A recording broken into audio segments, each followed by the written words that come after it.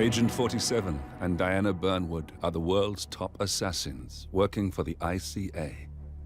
Unknowingly, they have been hired by a shadow client to target a number of operatives of Providence, a secret organization working in the highest echelons of power. Providence's controller, the Constant, approaches Diana and makes her a deal. Eliminate the shadow client and learn about 47's past. But when 47 discovers that the shadow client is Lucas Gray, his lost childhood friend, he and Diana switch sides to fulfill an old pact: destroy Providence. Together, they manage to capture the Constant, forcing him to reveal the identities of the 3 Providence partners. Eliminate them, and the war would be over. However, the Constant has an ace up his sleeve.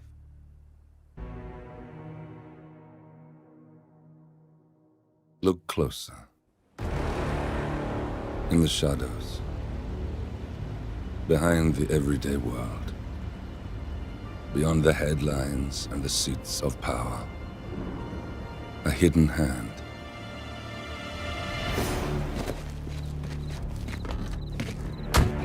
A kind of company known as Providence. To it, we were just assets. To use and throw away. To do the unthinkable. The unforgivable. And it never gave us a second thought. Until now. After decades in the shadows, we are fighting back. Me and 47. Much has been lost, but we are closer than ever. We trapped the Constant, Providence's chief controller, and finally learnt the names of its 3 partners. In their downfall, we lay the past to rest. And, just maybe, look towards the future. 47. It's time.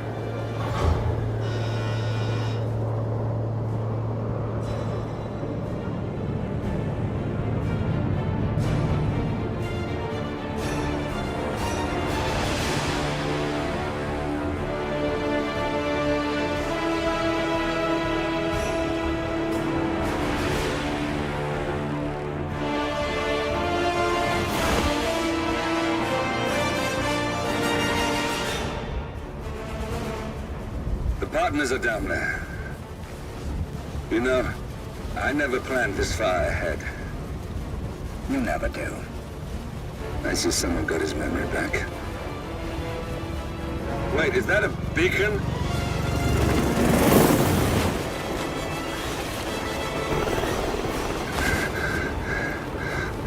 What the hell? Base. Alexa Carlisle's helicopter just took off. Confirm target locations, over. Diana, what's the status? Right. We have a situation. Carlisle has left the building. And I think I know why. The Constant has escaped. He persuaded one of the sailors into setting him free.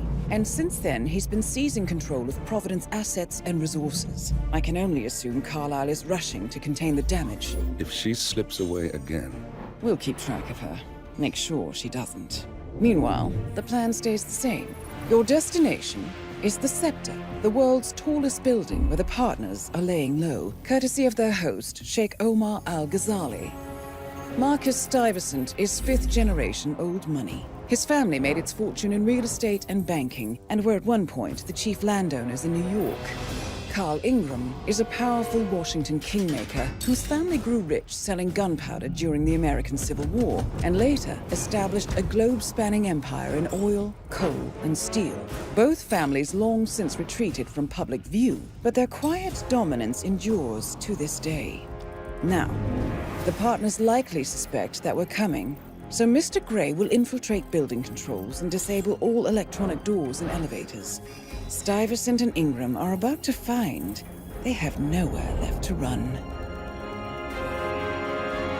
Right. This is our moment, 47.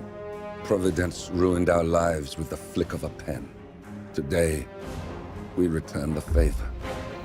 Happy hunting.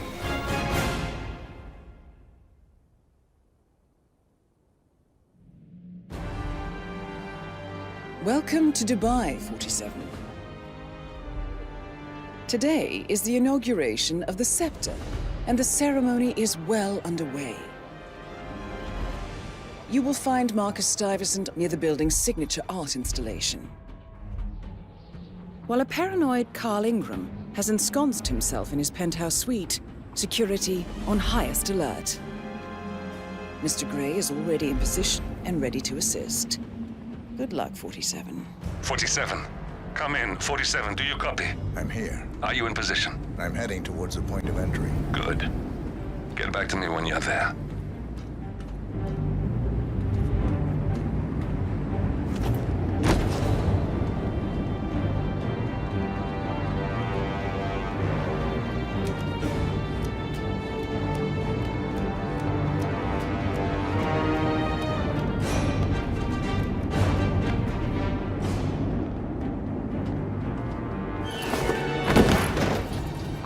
Locked. 47, use your camera and scan the lock, will you? I think I can override the Windows controls from here.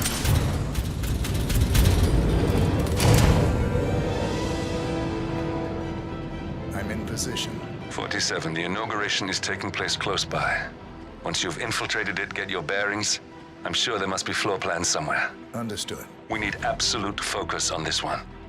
If Ingram and Stuyvesant are alerted to our presence, we may lose them for good. We are so close, 47. Don't worry. They're not going anywhere.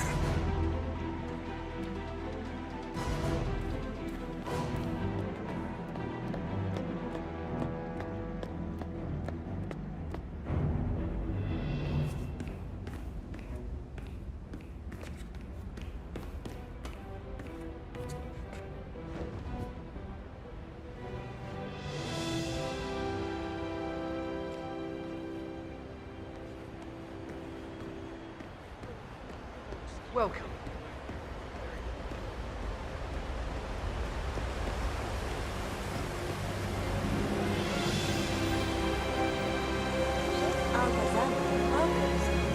Welcome.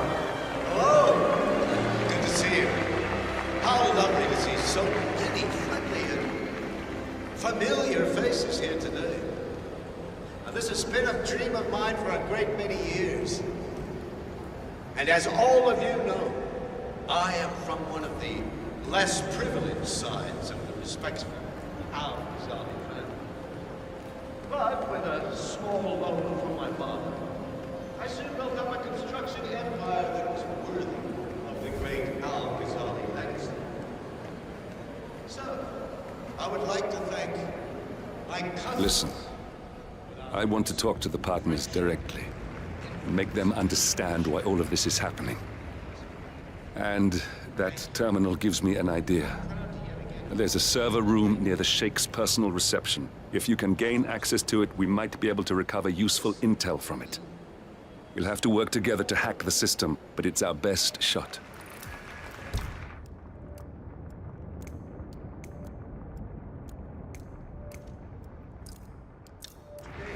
the tallest building in the world.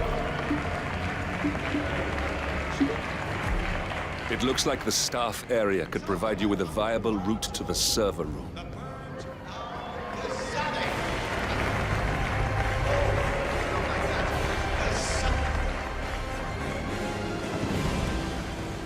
Now please, be my guests and celebrate. And thank you.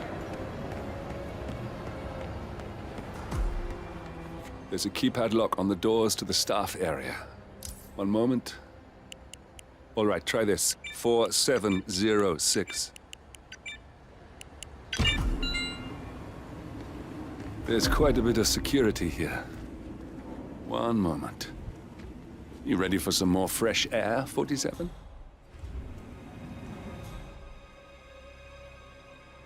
I cannot believe James called in sick today. Of all days. His Highness Business has everyone working triple shifts. There's so much going on here. About staff updates. $6,000 for something you're just gonna walk on all day?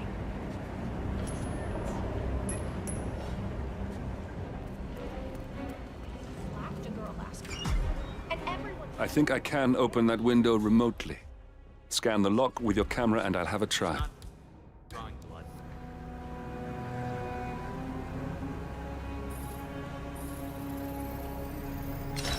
Come on, what the? Oh, isn't that just? Oh. This is ridiculous. Someone else deal with this shit.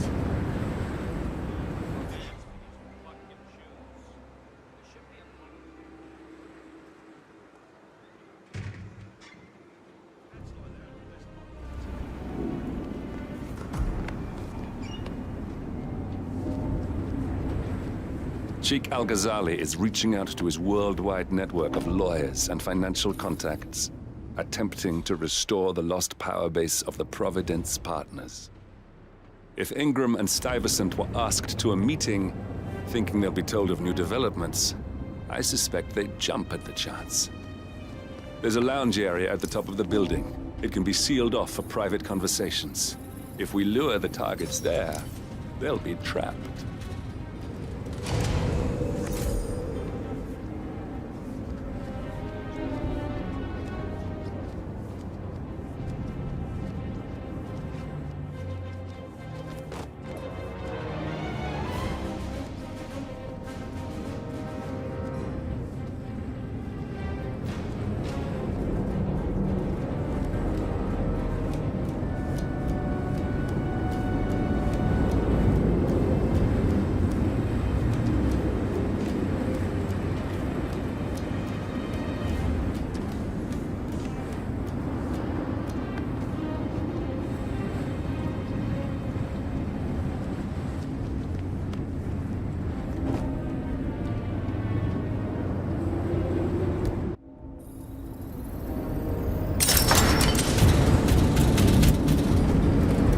The server room should be behind one of the doors in this hallway.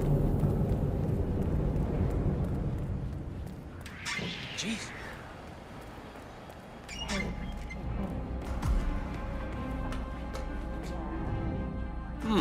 A calendar function. We can use this to summon the partners to a fake meeting, 47. All right, I'm no hacker like Olivia, but I think you need to pull one of the racks here to gain access to the terminal. Damn it. A silent alarm has been tripped. Security is on its way. Hide, 47.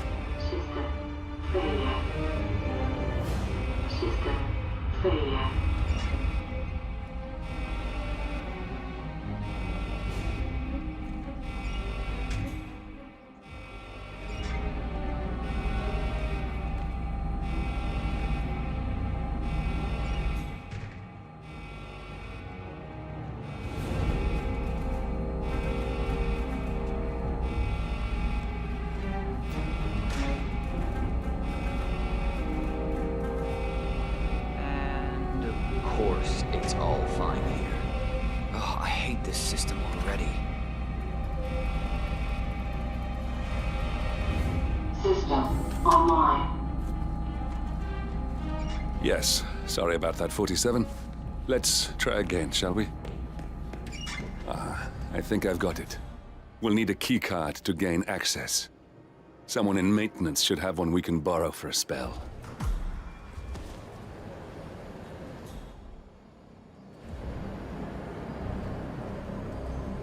Ooh. Ugh. No, just a bit of foil. Got my hopes up for nothing.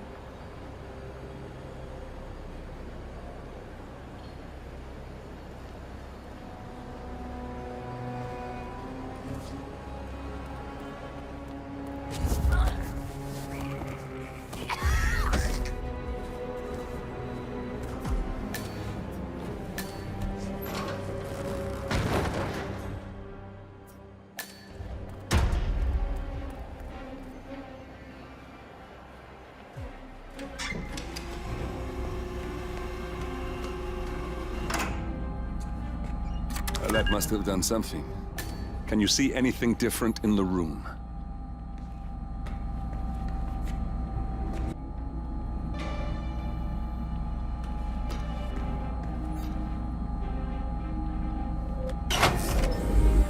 Good. We're in. Now all you need to do is access the terminal and use the calendar option to summon the Providence partners to a meeting. Building cameras are now disabled. Elevator doors are now open.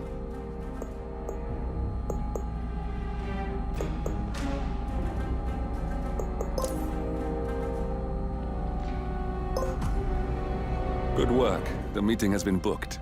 The partners should be moving up here shortly. Looks like the lounge can be sealed off for private conversations. Handy. Excellent. I see the partners moving. You should join their meeting. Time to end this, 47.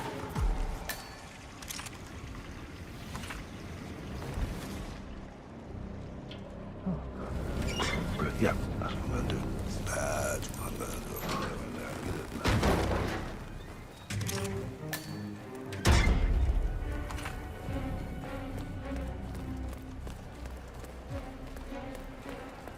Hello. Yeah, just wanted to remind you about the lockdown drill tomorrow. That's right.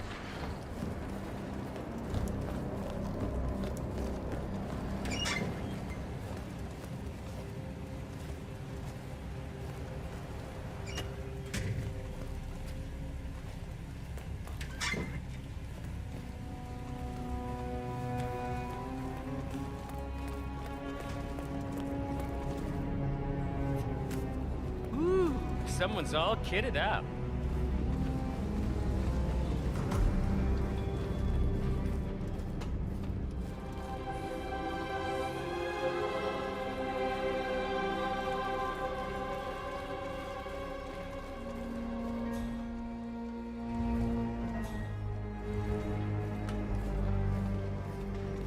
You on duty tomorrow? Yeah. Why? I just wondered if you got the briefing on the lockdown drill tomorrow? I got it. I'll get issued one tomorrow morning. You know how it works? Because I don't. It's easy.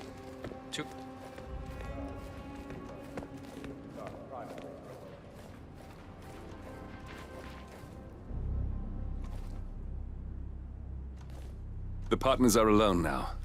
I'll activate the panel controlling the room's security features. When you're ready, use it to start the show.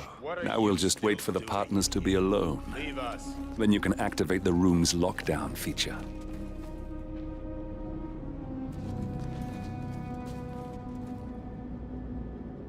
I told you to leave, didn't I?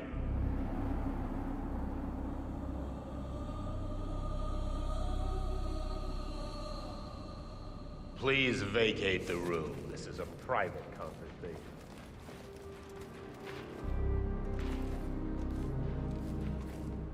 Where is he? Where's the Sheik? It's a busy day for him. Surely we can give him a few moments. Do you know what he wants to talk about? What's this? Carl? Did you do that? I certainly did not. I have no idea. We need to get out. Where's the security panel?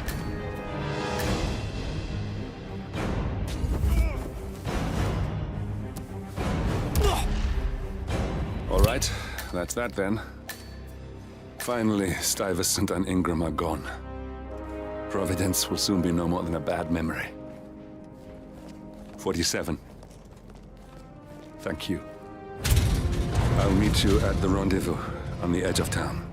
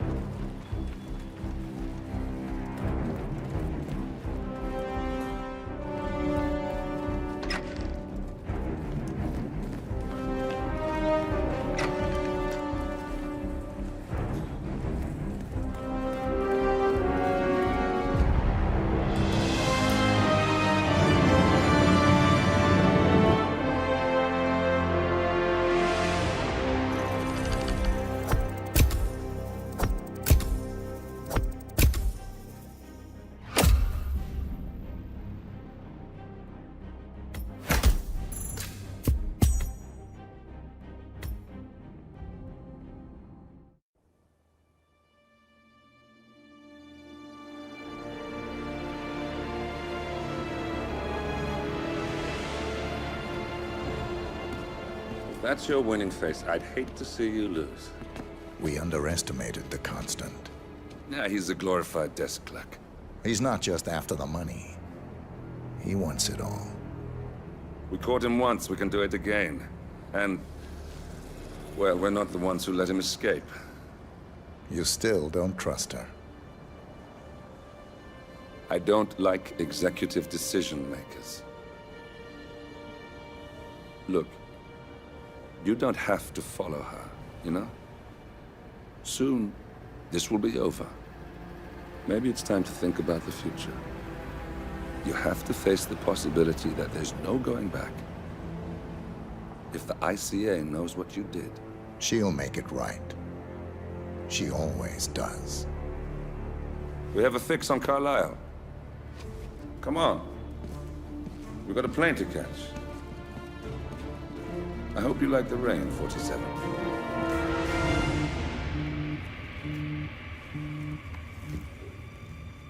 Miss Burnwood. How did you... I have everyone's number. You really ought to know by now. You planned this? All of it? Don't be silly. I just played the hand I was dealt. We'll find you. You had me. Where'd that get you? We handed you an empire. It's for the best. The partners were complacent, set in their ways. But power is more than just security. Providence can be an agent of change. Surely you understand. Or you will. Soon enough.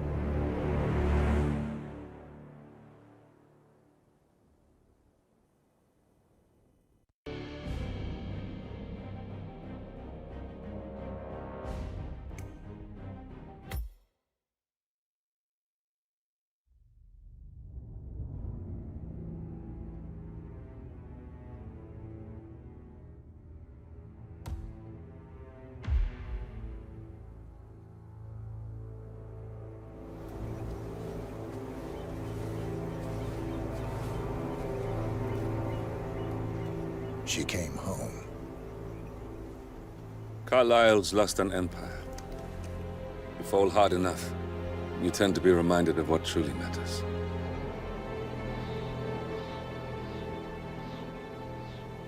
So, the end of the line. You ready for this? Are you? Who will you be, without a score to settle? I guess the world's most wanted fugitive will have to do.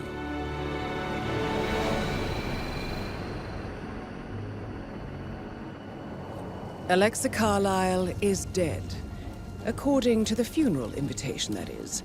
So naturally, it caused quite a stir when the late matriarch turned up at the breakfast table, alive and kicking. Carlisle, wisely sensing that her number is up, has emerged from exile to tie up loose ends and secure the Carlisle legacy. She may be a monster, but you have to admire her due diligence. Carlisle descends from an ancient line of warrior aristocrats. Her great-grandfather made a killing in the Second Opium War and established an empire in shipping, railroads, and newspaper publishing. While largely unknown to the public, the family still asserts its quiet dominance over global transport and logistics, media, and technology. Most senior of the partners, Alexa Carlisle, is cold as ice, tough as nails, and sharp as a razor. Incidentally, it was her late father who first brought the three families together after the end of World War II at this very house, meaning that this gentleman is the birthplace of Providence. It began here, and it ends here. Talk about poetic. One more thing. According to our intel, Carlisle keeps a case file on the Constant. Information that may be helpful in his recapture, so don't leave the estate without it. Right. Happy hunting, 47. See you on the other side.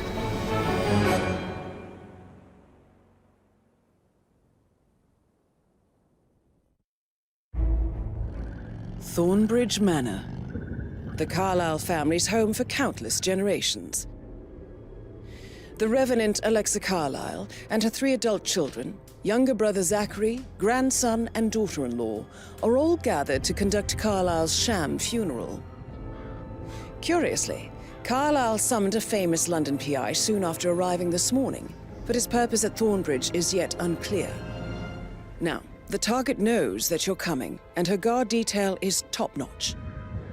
So Mr. Gray will secure their nearby field HQ and intercept all calls going in and out of the estate. Any appeal for backup is going to fall on very deaf ears. Good luck, gentlemen.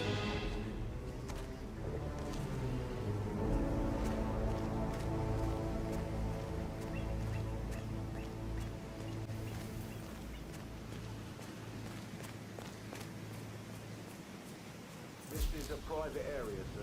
Phineas Whitman, private investigator. I have an appointment with Madame Carlyle. Please wait. Mr. Whitmer is here to see Madame Carlyle. You can go right in. That is Phineas Whitmer, the famous private investigator hired by Madame Carlyle this morning. I'm curious why he's here. Maybe you should do some detecting yourself, 47. A famous private investigator summoned by Alexa Carlyle has arrived at Thornbridge Manor.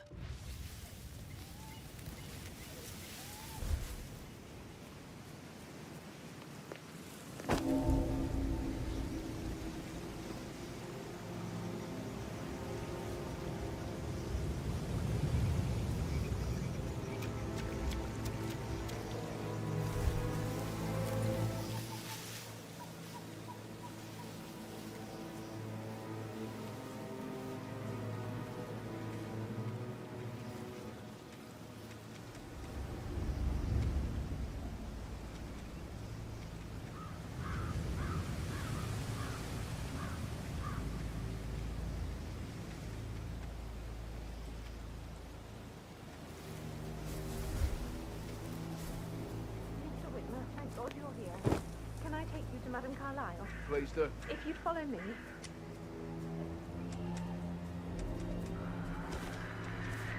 What?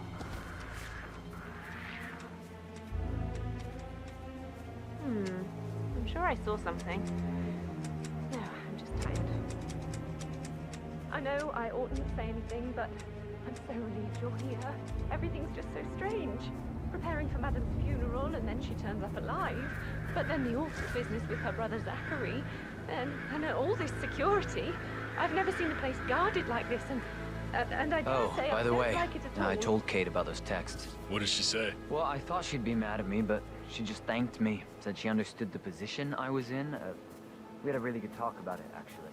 Oh, what did I tell you? She's a sensible woman. And that stuff from your ex was like manipulation 101. I know. Madame Carlyle inside. I guess I thought she was gonna read into them and freak out. Say I must have done something to provoke her. Shit, man. Caroline's really did a number on you. That's a bit excessive.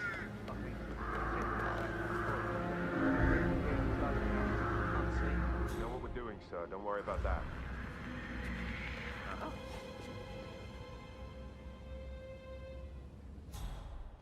I could have sworn.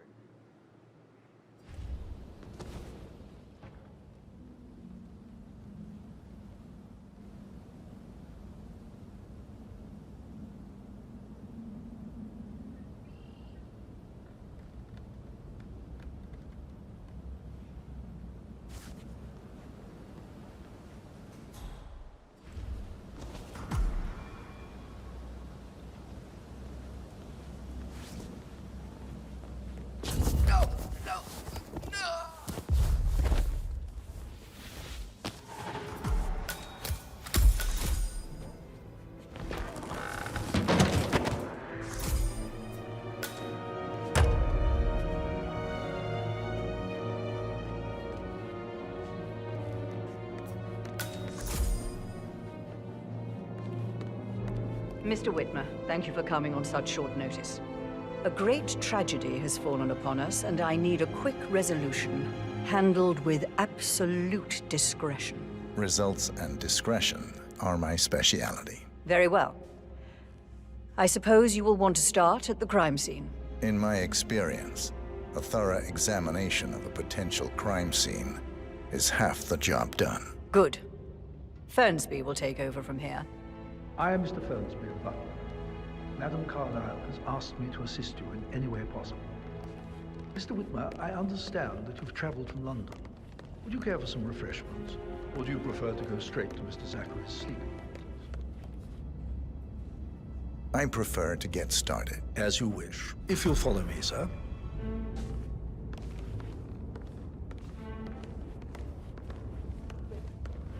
I feel obliged to point out that current affairs surrounding Madame Carlyle are of a delicate nature. You may be familiar with the recent announcement of her death.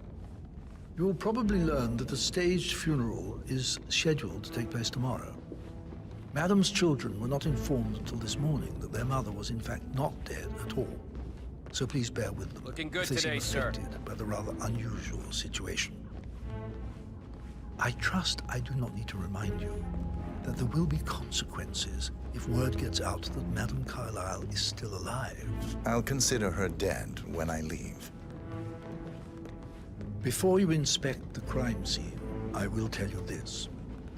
The case concerns the death of Mr. Zachary, Madame Carlyle's younger brother. He was found dead in his bed this morning. The door was locked from the inside, and a suicide letter was found in his room. However, Madame Carlyle suspects foul play and will not accept that he took his own life. I've prepared some information for you, so please do come and see me when you've finished your investigation of the crime scene. This is Mr. Zachary's room, to my right. A locked room murder mystery, 47. I trust you'll get to the bottom of this. Why don't you use your camera to scan the dead body, 47?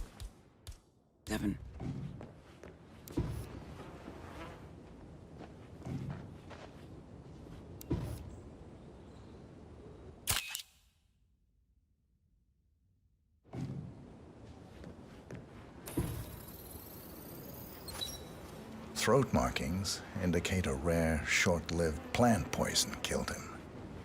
Spread shows time of death at around 10 o'clock last night. You do know your poisons, 47.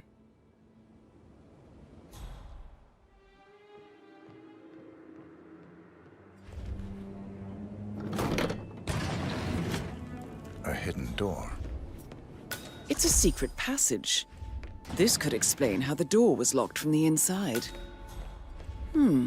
A photocopy of the floor plans.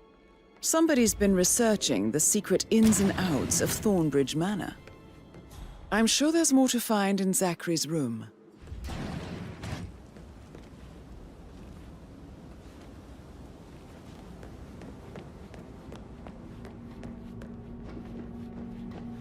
Hello, sir.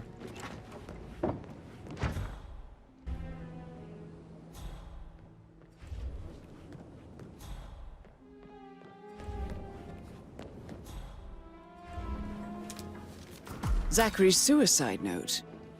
Also, a sample of handwriting.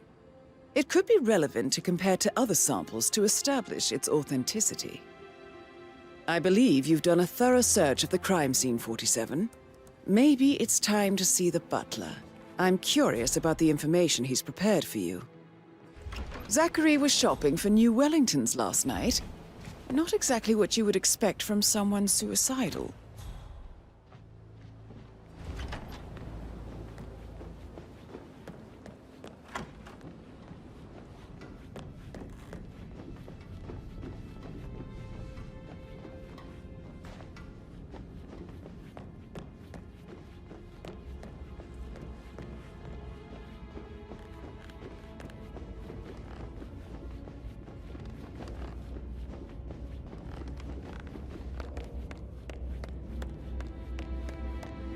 Hi there.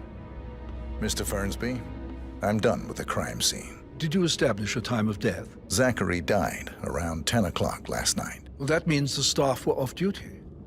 And Madame Carlyle and her security didn't arrive until this morning.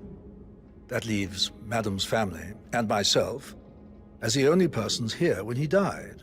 And before you ask, no, I do not have an alibi. I was alone in my office at the time of death. Here's the material that I prepared for you. It's a list of the possible suspects and their quarters. Hopefully that will help you keep track of your findings. Please come and see me when you've solved the case, and I will take you to Madame Carlyle. This is very useful information, 47.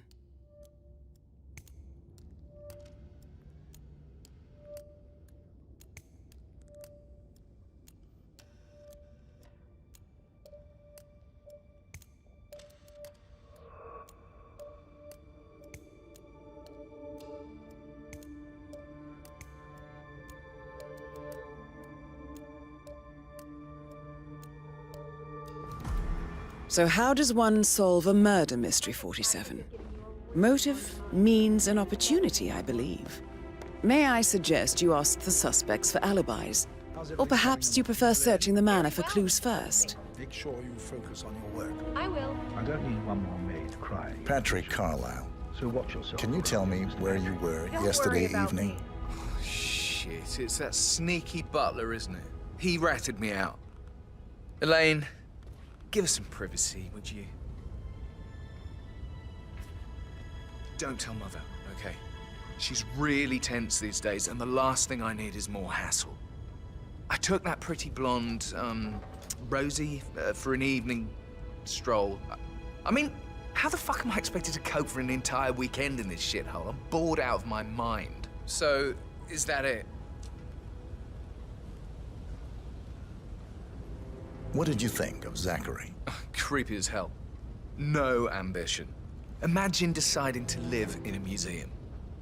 You know, Father says Zachary and Alexa used to be two of a kind. He had a great future ahead of him. Then suddenly, he just gave up everything. What an idiot. Thank God Daddy chose looks and brains over pedigree when he married Mummy.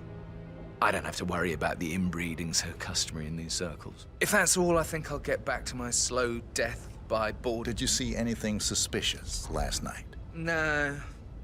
I reckon Zachary topped himself. I know I would have. Or perhaps Mr. Fernsby. I don't like him. He could have done it. Yo, Anne, what's up? Relax, man. I said I'd get you money. It's just gonna take a little longer. Jeez, and how's that my fault? Calm the fuck down, Ant. You know I'm good for it. I'm a Carlisle. I'm made of money. Just gotta go.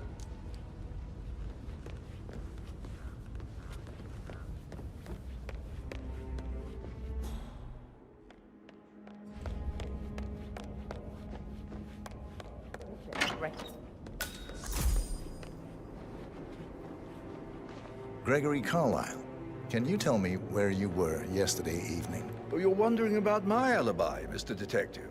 Well, I left Thornbridge around 8:30 for a pint with Edward. I wish I hadn't. Quiz night at the inn. On the other hand, staying here with Zachary, my obnoxious sister, and the wife sporting another one of her headaches would have been a fate worse than death. The short of it, Zachary was very much alive when we left. I stayed for the last shout, and I was back here just before midnight. Anything else you want to pry from my... Tell me about Zachary. Zach? Huh. Such a sad old sod. A bit heavy on the bottle, but who could blame him? Only company he had was his rare plants and Mother, who travels more than she stays here. Honestly, I can't say which is the bigger bore. He's better off dead. Is that all? Not very... Anything else you'd like to tell me? Nothing, really. I'm just enjoying the show. Our perfect mother obviously fucked up, didn't she? Faking her own death. You know, she's explained nothing to us. I think she's scared to own up to her own mistake.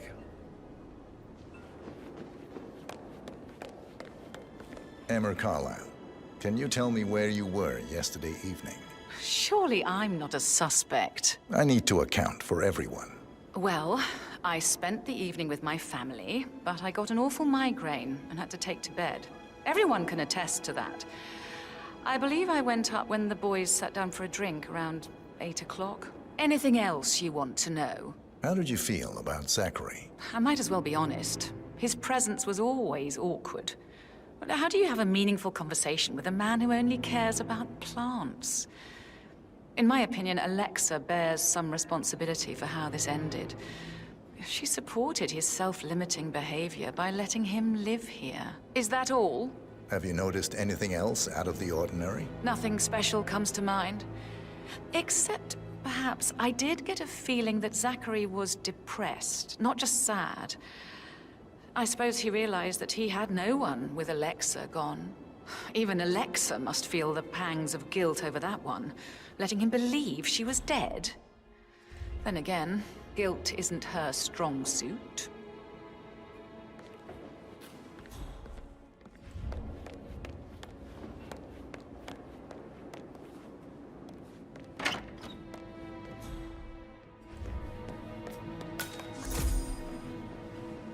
Professor Edward Carlyle, can you tell me your whereabouts for last night? Oh, yes, this dreadful business with Zachary. I stay at the local inn. You see, I prefer not to spend the night here at Thornbridge Manor. My brother Gregory came along for a nightcap. He'll never admit it, but I think he understands that I find this whole thing upsetting and wanted to provide some comfort. I believe we went to the Stag's Head around 8:30. If that's all, I have a speech to run. Can you tell me about Zachary's behavior last night? I certainly didn't expect him to commit suicide.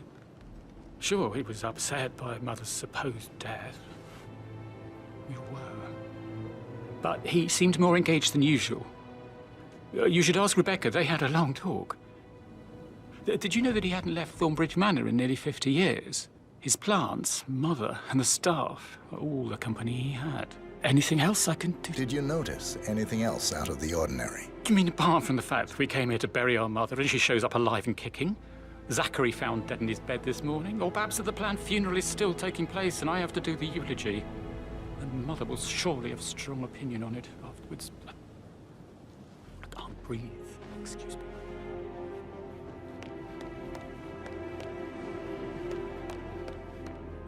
You always led by example rather than by word.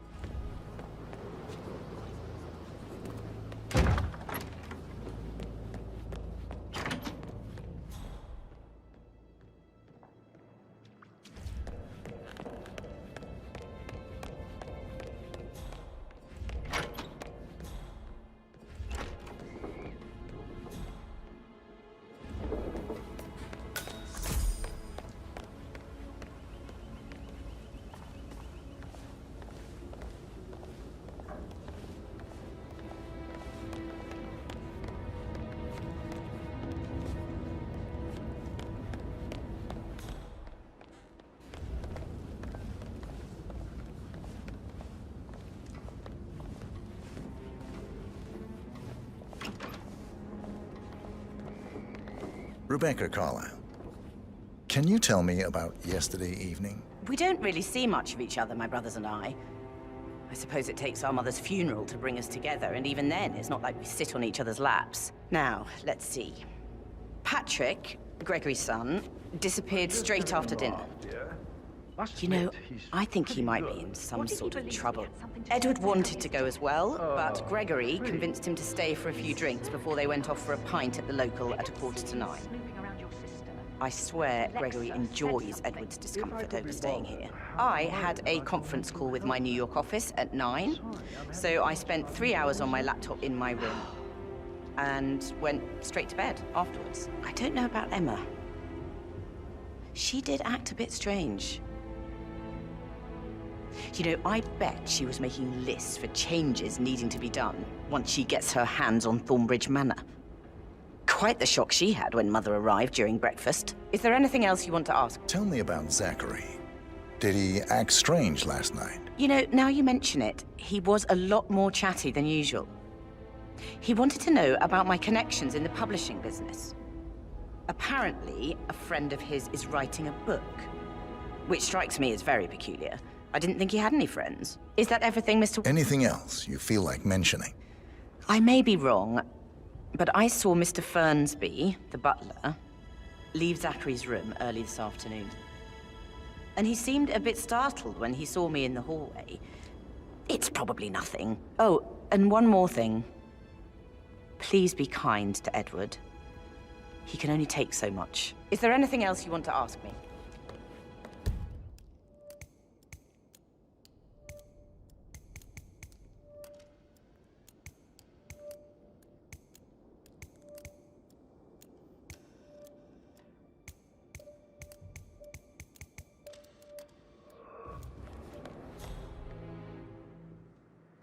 Hey, how you doing?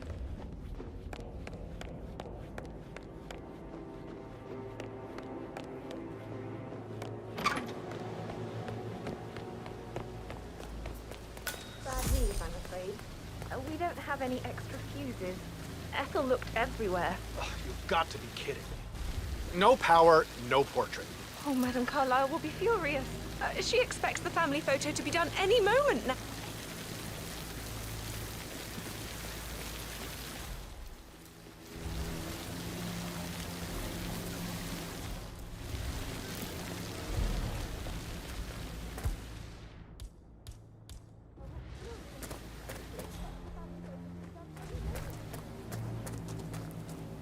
I don't believe for a second that Zachary committed suicide.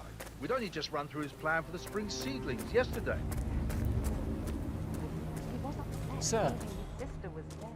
I'd say worried about how things will be handled.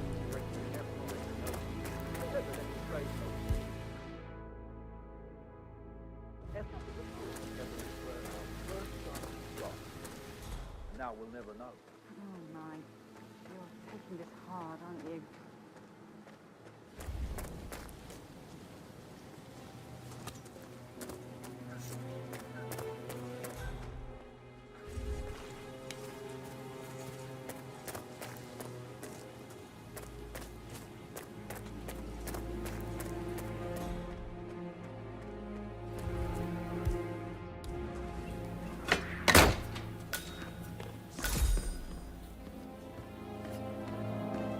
Broken lab equipment. It looks like it was recently used, though.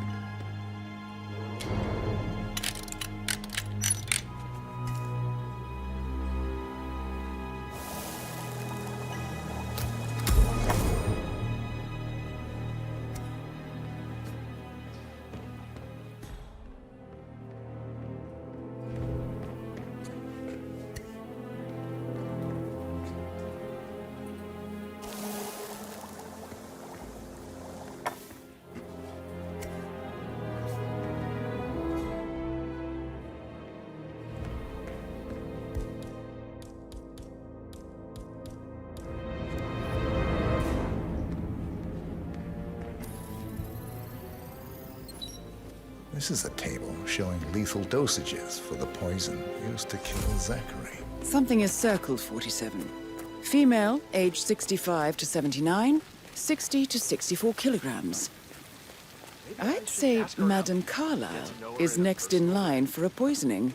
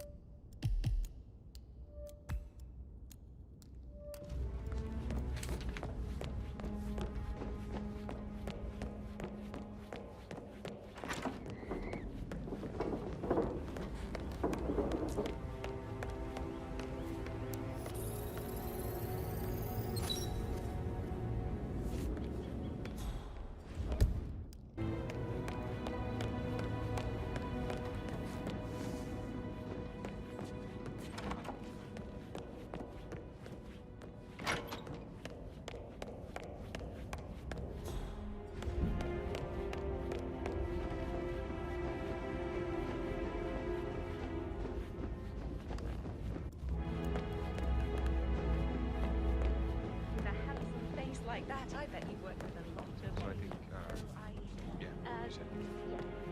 That door leads to Emma and Gregory's room.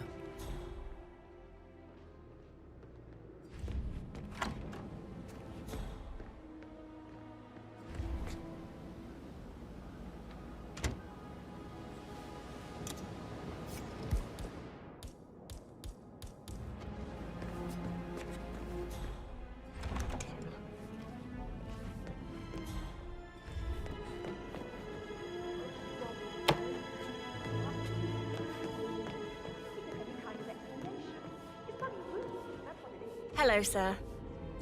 Okay.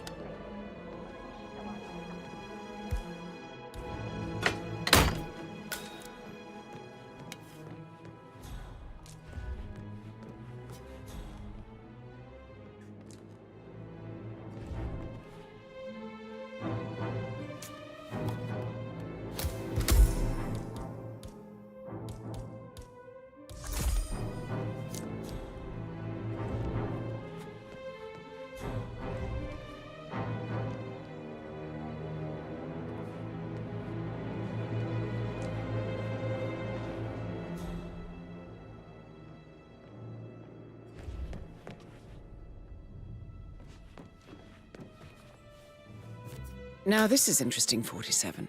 A letter from Emma's mother stating that Emma is the illegitimate child of Alexa's late older brother, Montgomery. And listen to this. She claims to have witnessed Alexa and Zachary murder him. The plot thickens. A keychain pendant for the greenhouse. What's that doing in Emma and Gregory's room, I wonder? And why is the key missing?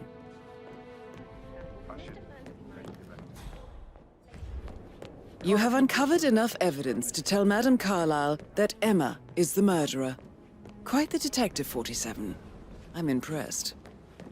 I suggest you go tell Mr. Fernsby. Unless you think there are more secrets to uncover.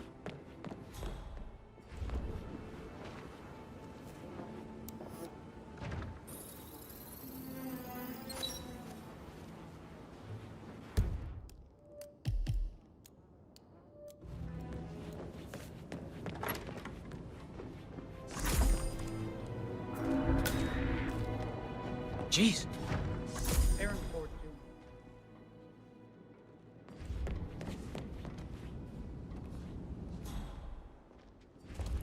That is the door to Rebecca's room.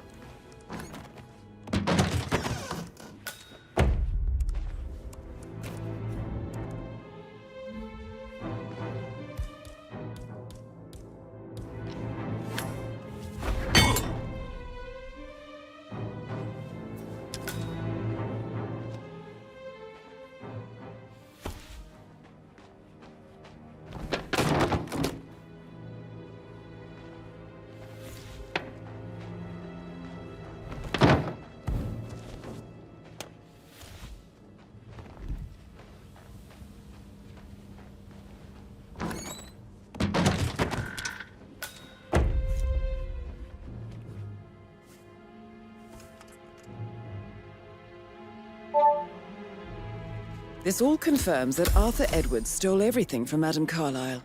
Perhaps you should let her know how bad it is, 47.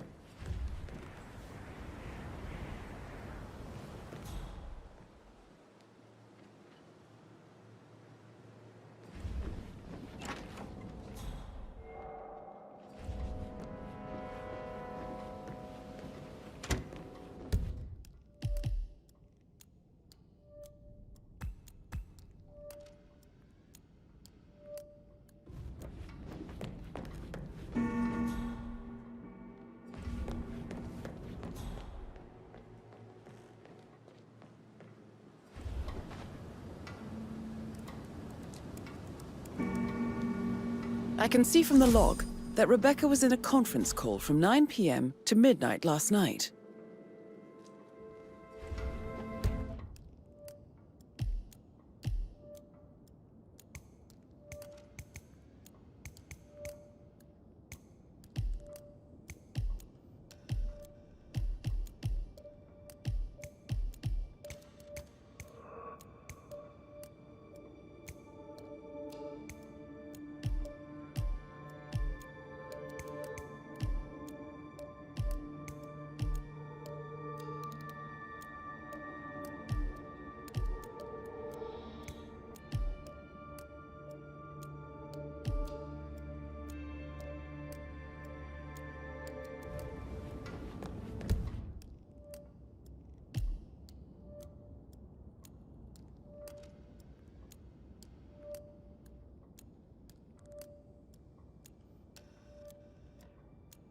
I received a small token from Milton Fitzpatrick London Bank.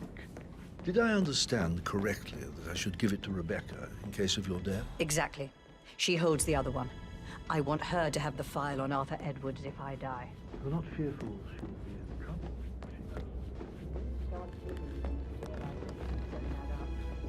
Inevitably getting her in trouble.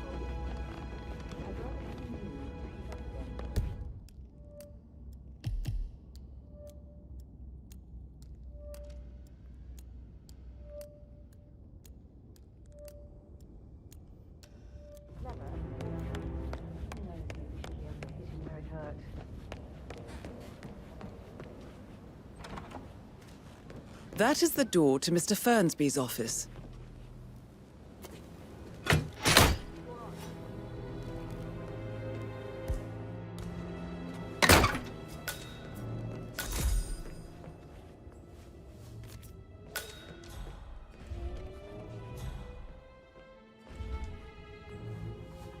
Painkillers.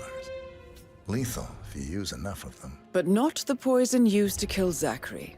Of course, Madame Carlyle doesn't know that. Are you considering to frame the butler, 47? Zachary's diary. This is big. He was about to confess to the world that he and Alexa murdered their older brother Montgomery 46 years ago. And apparently, Mr. Fernsby helped make the murder look like an accident. And 47, the handwriting doesn't match the suicide letter in his room, proving he didn't write it himself.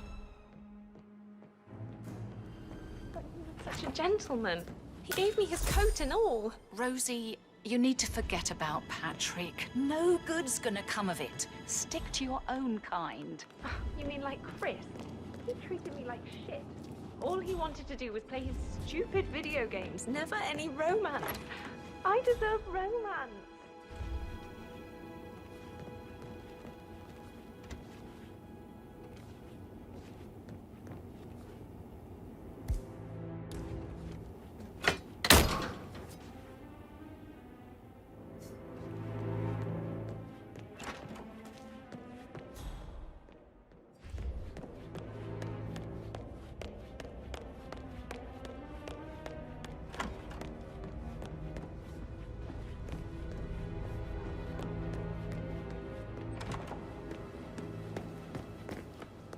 Did you give the...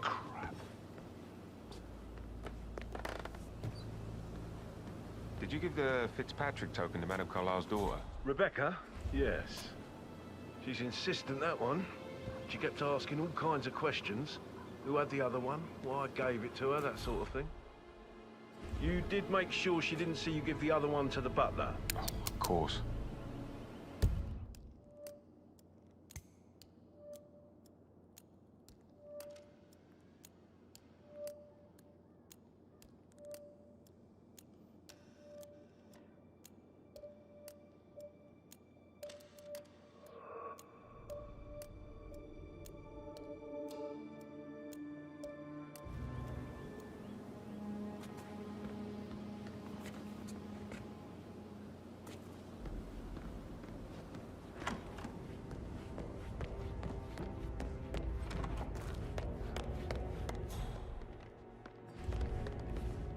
I'm ready to present my conclusion to Madame Carlyle. Very well. If you'll follow me, sir.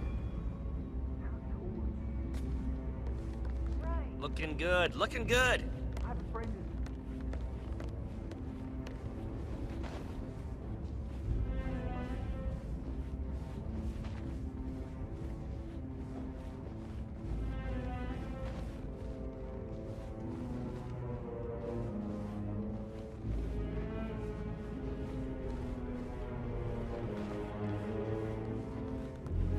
Sup?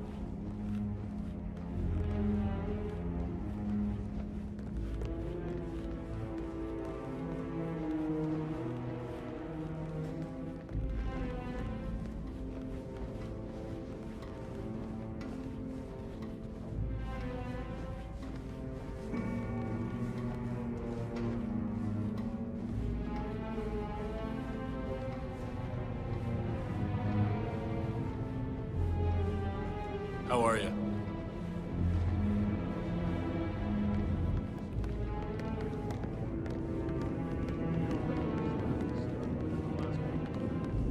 Not that I know of, no. Can't be too careful. Part of the job. This is Madame Carlyle's office. Please step inside.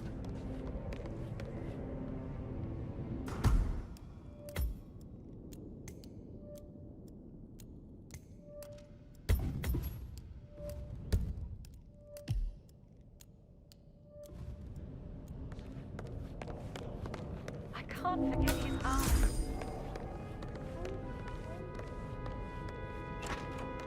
Your detective skills have gained you access to the Lion's Den, 47.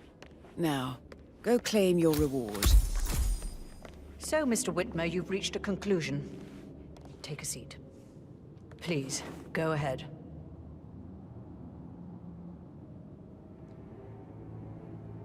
Your niece, Emma Carlyle, murdered your brother Zachary. My niece?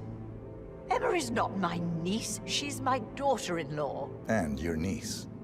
Emma is the illegitimate child of your late older brother Montgomery, who you and Zachary killed 46 years ago. That's preposterous. You asked me to find out what happened to Zachary. Would you rather not know? No.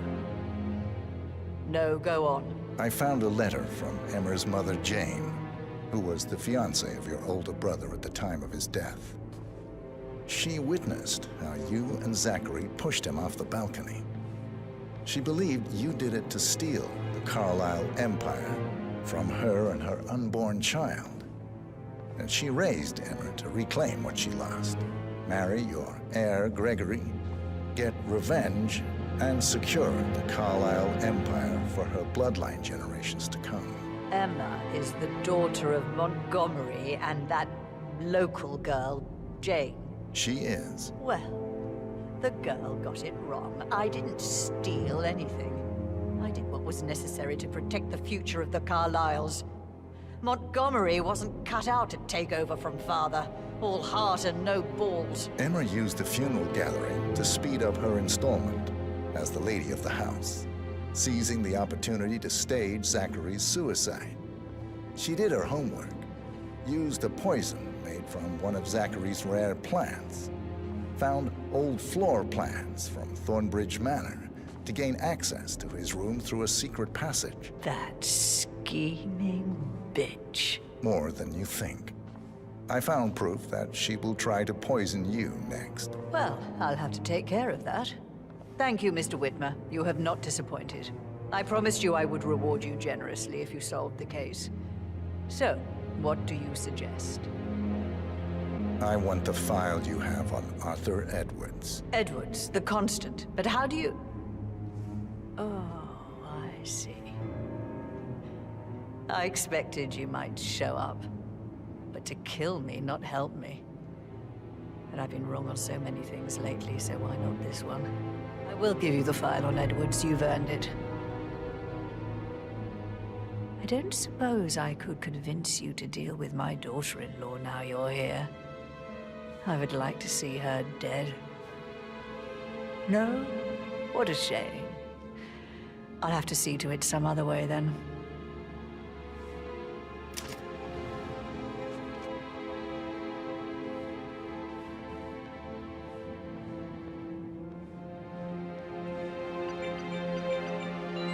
The file you want is in the safe. God, I hope you get Edwards and make him hurt. I need some privacy. Thank you. Good work, 47. That's the file on Arthur Edwards secured. Time to take care of Madame Carlyle.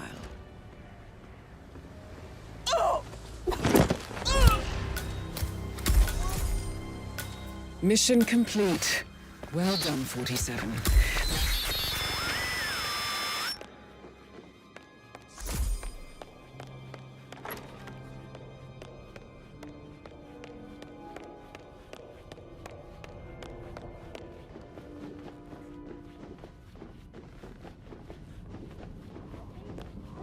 Someone help me over here.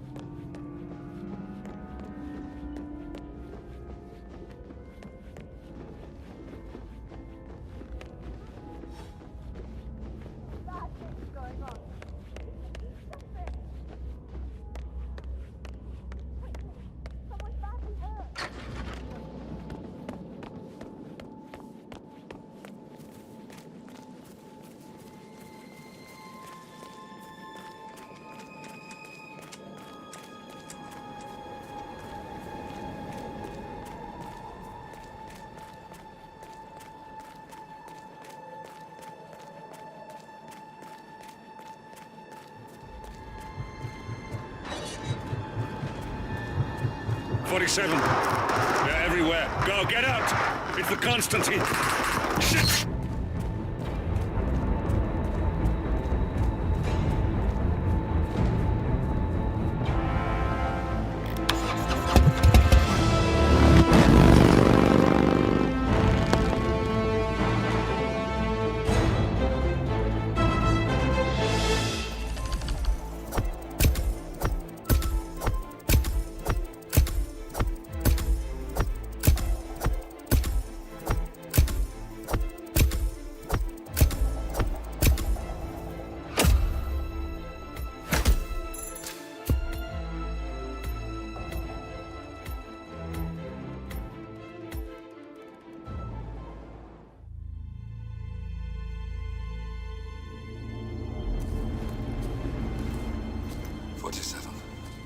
Don't respond, just listen. Diana can't help you now. You need to find Olivia. She will know what to do. I wish there had been more time.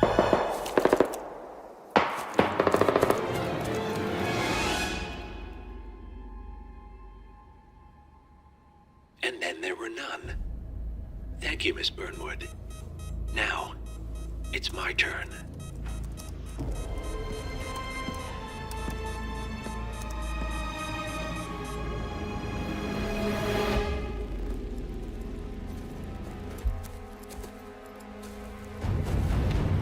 Stay down. Boss wants you alive. Yeah? How about now? Over here! Cover me!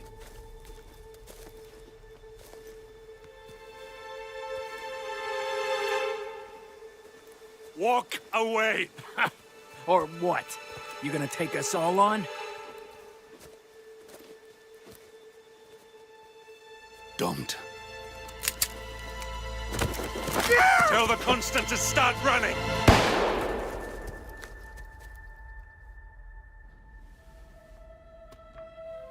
You think you've won? 47 is out there. And 47 never misses his mark.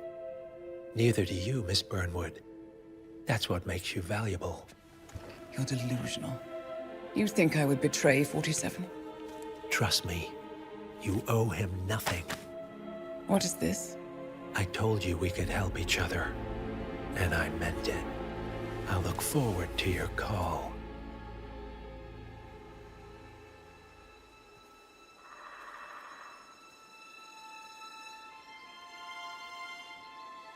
Gray is gone.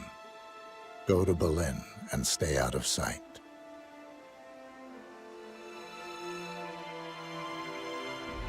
We're all that's left now.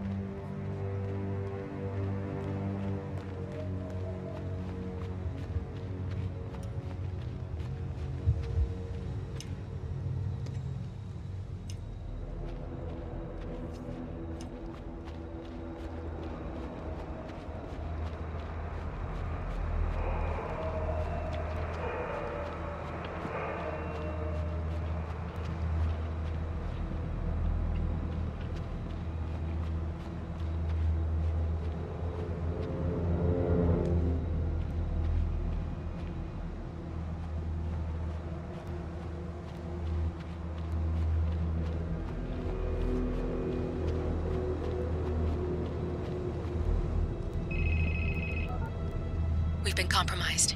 Abort and walk away now. Who? ICA. They tracked me. Don't know how. It's what they do. How many? One prime asset and a whole pack of up-and-comers.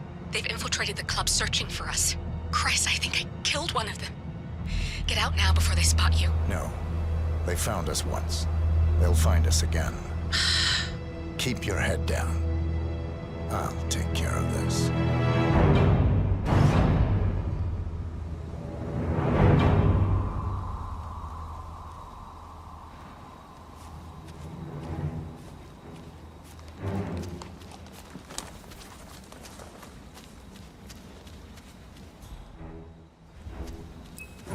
It's me. You copy? Ah, come on. I can hear you. Reception is so bad. No, I haven't seen so much as an owl out here yet. Just a lot of- Agent Price. No, I wasn't trying to sound overconfident. It's dead out here, Zhao. I don't think I could miss him if I tried. Yeah, I'll let you know. Unless the reception still sucks. Shit. Lost her.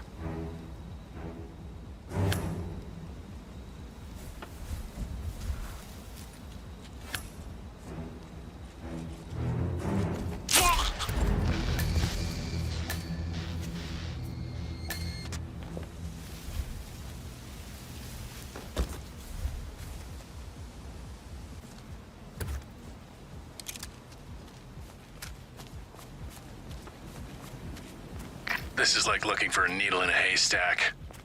Just keep trying, Agent Montgomery. Our client considers Agent 47 and Olivia Hall as a serious threat. You can't underestimate them. I never do, Zhao. We'll find them. We're all in position. Good. Report back to me if there's anything. Don't worry. See what that was. Let's go. Got it. About this, but Beautiful.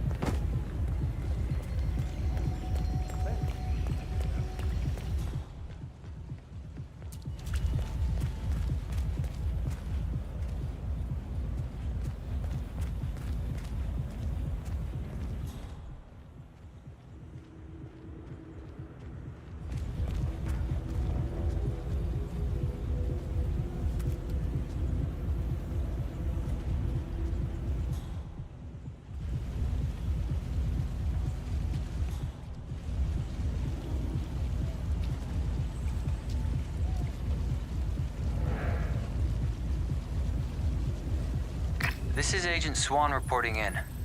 We've got no sign of 47 yet, but I'll let you know if something catches my eye. Be careful, or you may not spot him until it's too late. Agent Swan.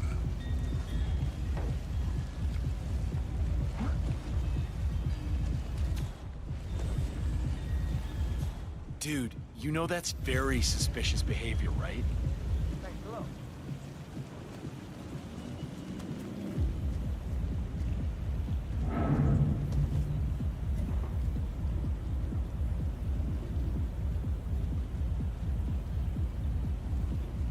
Excuse me?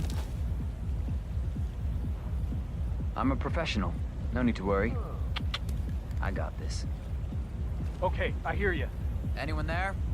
Answer. Hey.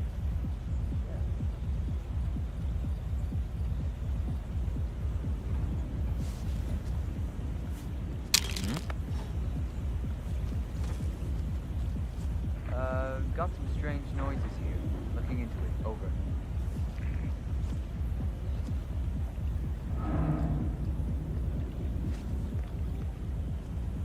Hey!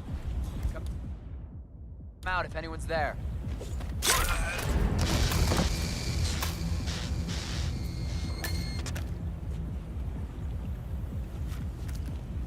Agent Swan, are you still there?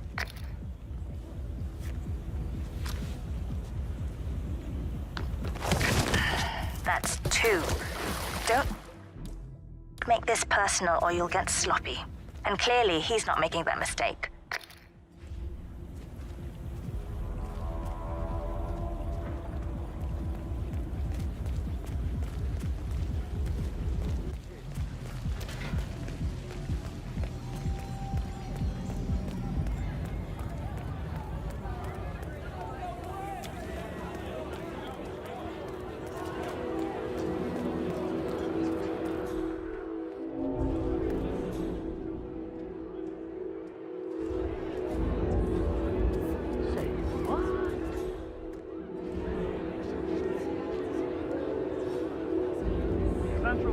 Some crack is hauling something around.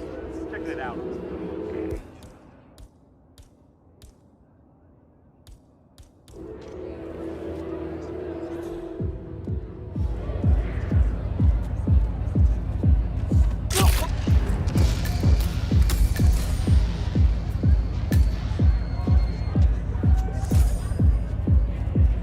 Davenport, come in. Agent Davenport, are you there?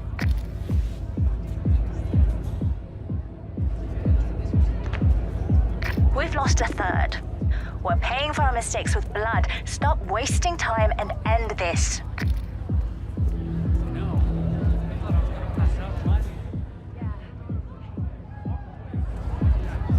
What a fine day, sir.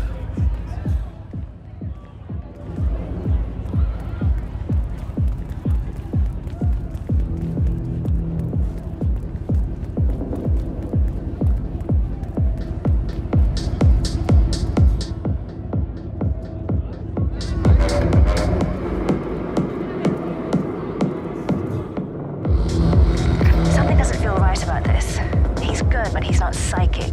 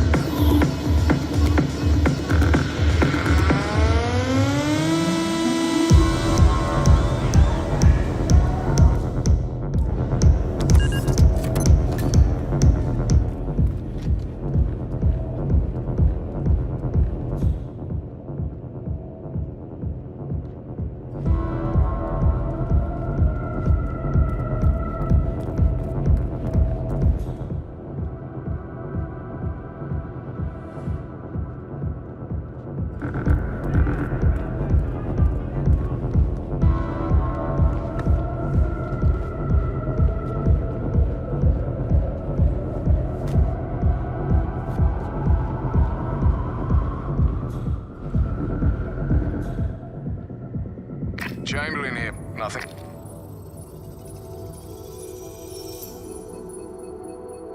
Agent Chamberlain.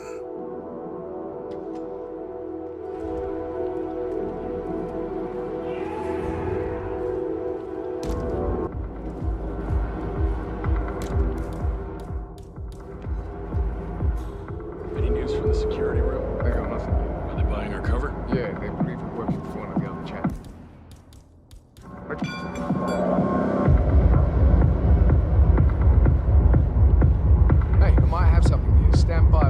investigate.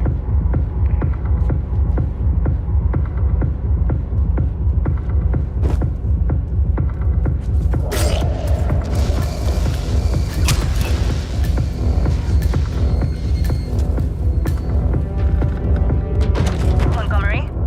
I need a report. Montgomery? Another one? That's it, I'm pulling the plug. Get out of there, now.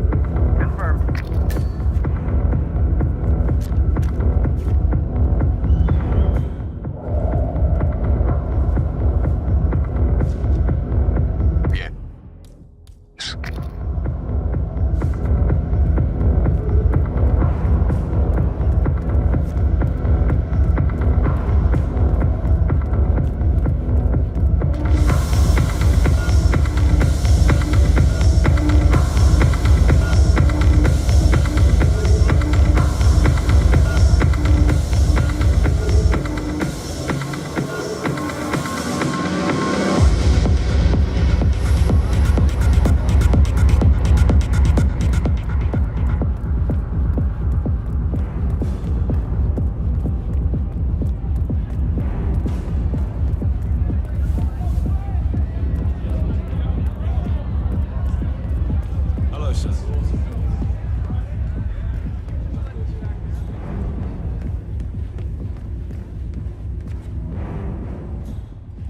You have to put this sticker on your phone. No photos allowed.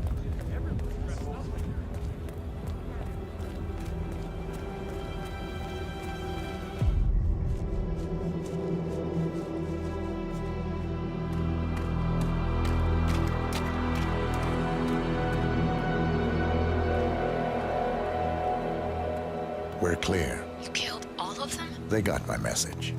Where are you? Diner. Up the main road. On my way.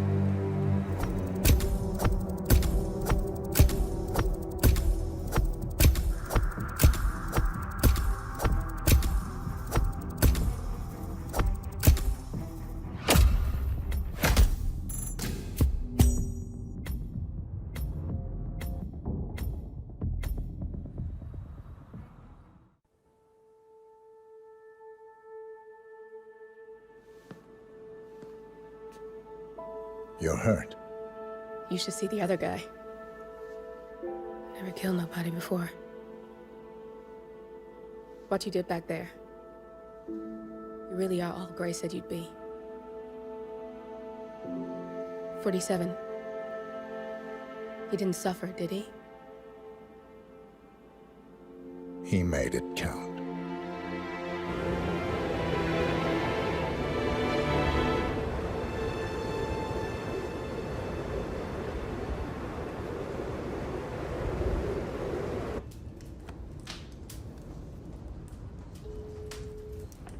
Bruised but not broken.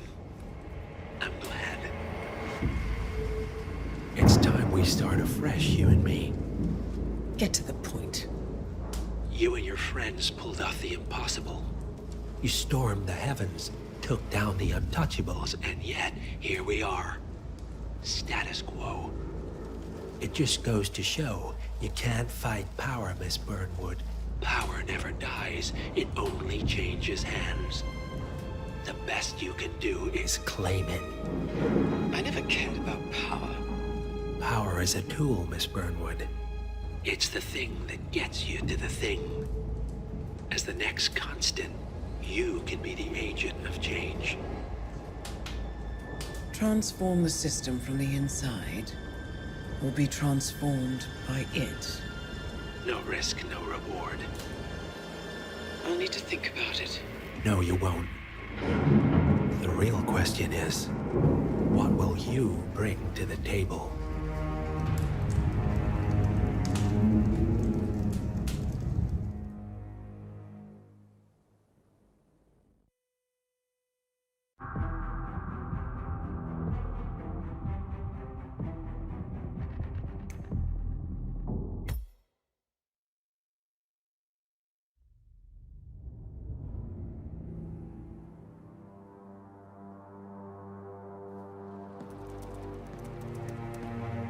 Look closer. I'm telling you, the file is trash.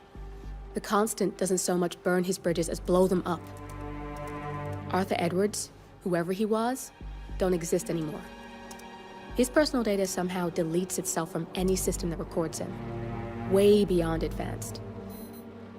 The partners spared no expense to make sure their controller would be untraceable. How untraceable? Look, I did what you asked, but Gray's gone and I'm no Diana. I'm not who you need right now. You gotta be kidding me. ICA? I used every encryption known to man. Who are these guys? The best. It's only a matter of time before they get lucky. We need to take them down. You and which army? I know where the agency stores its files, mission reports, client data. If we leak it to the public... You want to whistleblow the ICA? It's the path of least resistance. Turns out, you are who I need right now, Olivia. I do this, and I'm out.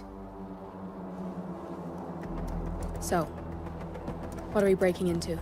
Data facility in Chongqing, China. Run by a man called Hush. Of course. The ICA site in Chongqing houses the agency's data storage and analyst division. Needless to say, security is daunting. The state-of-the-art server vault is biometrically wired to the facility's 2 overseers. Imogen Royce, behavioral analysis pioneer, and Hush, a data security guru with a taste for fringe transhuman experimentation. Tell me about Hush. A former cyber terrorist for the Ministry of State Security in Kedanyang, who fled his country after one of the Po regime's periodic purges. He made a career doing cybersecurity for dark web deplorables, human traffickers, organ harvesters, scum like him, with no code or conscience. ICA sure can pick him. No offense. Can you disable security? A dual authentication protocol ensures that any handling of data must be directly authorized by Hush and Royce. The proverbial human factor device to make the system impenetrable. Luckily, I found a loophole. If both overseers should unexpectedly die within a short space of time, the system reverts to a temporary fail-safe protocol, which I can bypass. Take them off the board, and you'll have free access to the data core, and I'll handle the rest. And you're sure it'll work? Look, I know Hush. If I'm wrong, we won't live long enough to regret it. All right. I will leave you to prepare.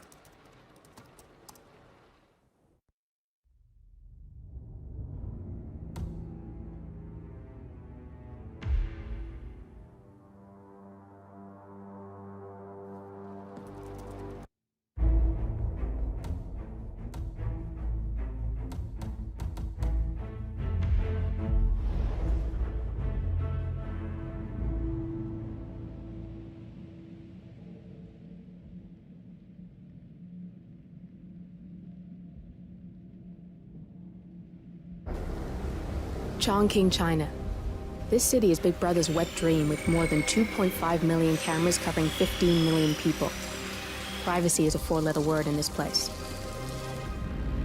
It's pretty ironic that a cloak and dagger organization like the ICA keeps its most valuable secrets here. You'll find Hush conducting his fringe experiments in an abandoned apartment building, while Imogen Royce, the archivist, runs the day-to-day business of the ICA data facility. I just hope you know what you're doing, 47.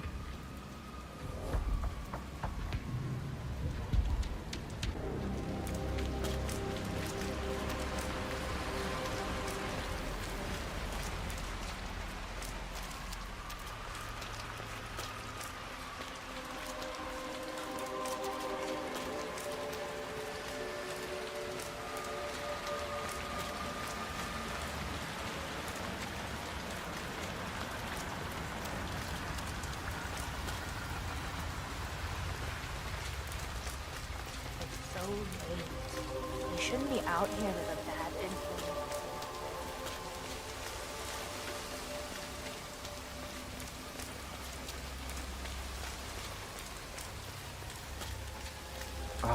My knee is so sore. Like that. I fell over.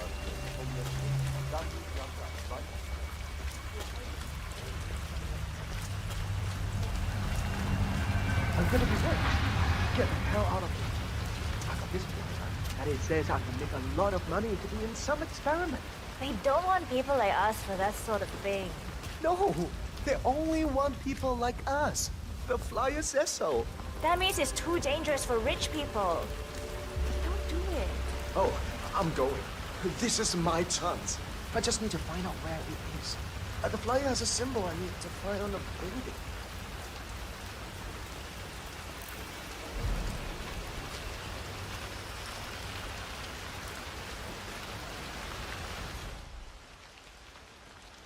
I'm gonna get an umbrella when I'm rich. And boots. Sit up.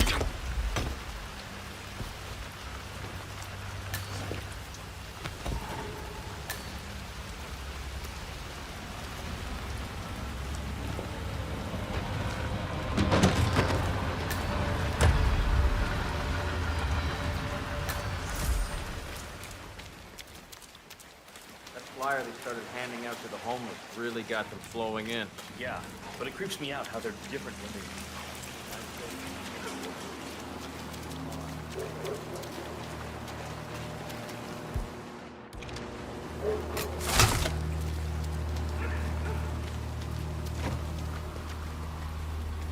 Hi there. Let's get you out of the rain, shall we? Hey there. Frisk you first. Oh. I'm sorry. I thought you were someone else. Just relax. You'll be on your way in a sec.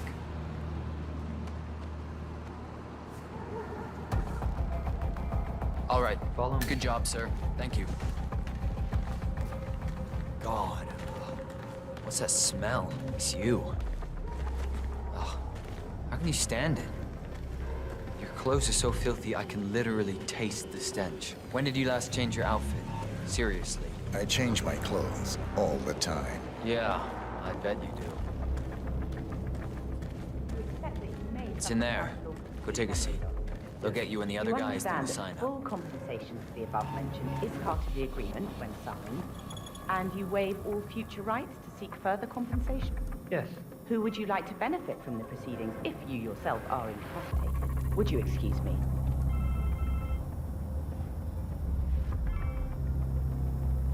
Oh, so Hush likes the last one I sent up to the top floor. He'll be the one to conclude this phase. I knew Hush would be pleased with him. He signed up for the full package. Strong, too, all things considered. I'll wrap up down here. Thanks, Junli. I was just informed that we don't need any more test subjects tonight. I don't understand. There's no work? Oh, no, there will be more to come. Depending on the results of the conclusion to this test phase, come back tomorrow, and we'll schedule a new spot for you. Come in and take a seat. Hey, how you doing?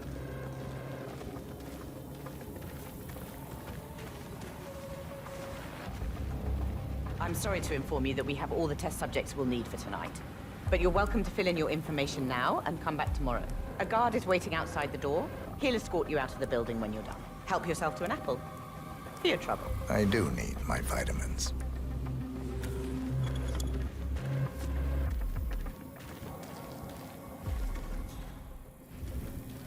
All right there. Okay, follow me.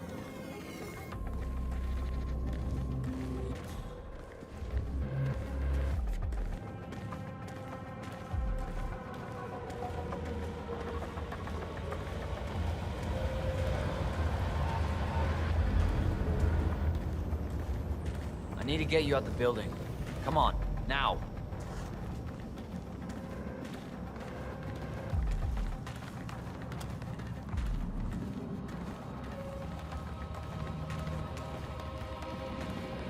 Excuse me?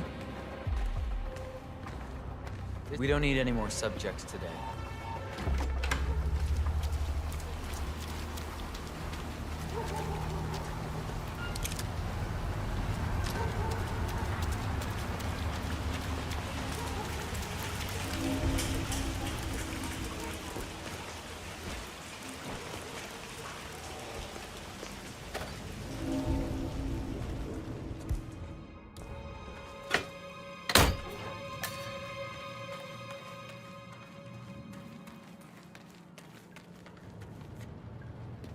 You know, I enjoy your company. That's nice.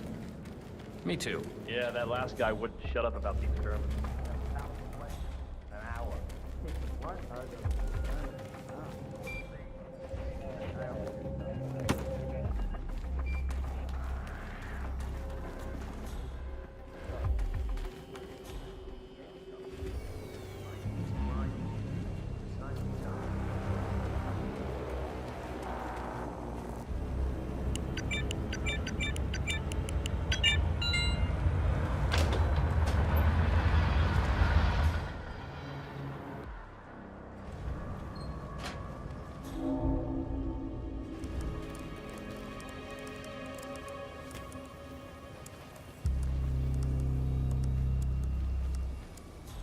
Hush needs to take a break once in a while. I mean, it's not healthy.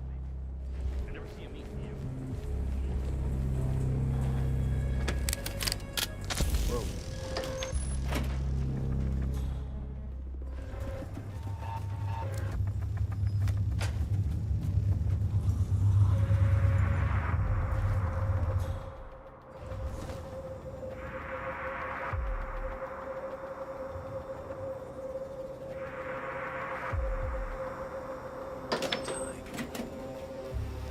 Flip it.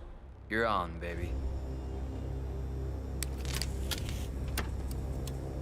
Yes!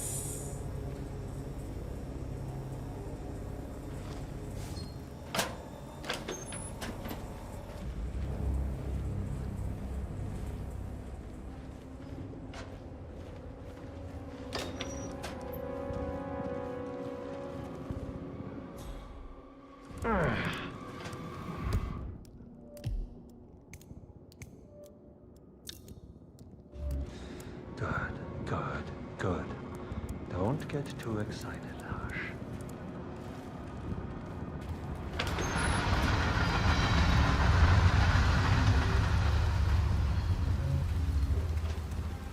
Where's the final test?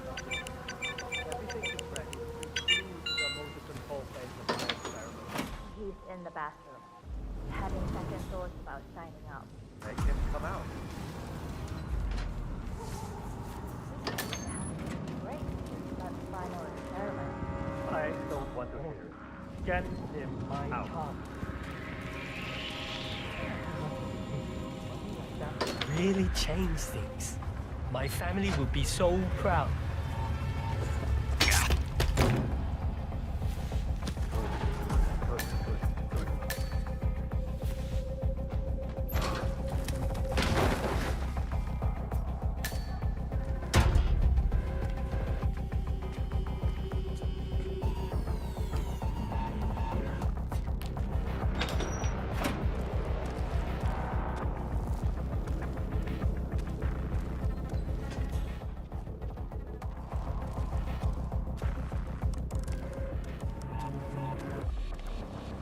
I'm ready to experiment. Oh, good. I'll let Hush and Sister Lei know.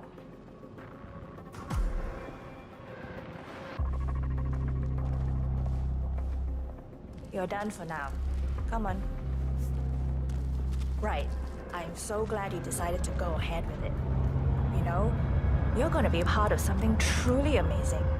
He's a genius, Hush. He's ready for you, Hush. He looks strong. Good. A good specimen to conclude this phase. We'll get started when Sister... So, the test subject came to his senses, I see. Good. Sister Lei, yes. We're about to perform the final test of this project phase.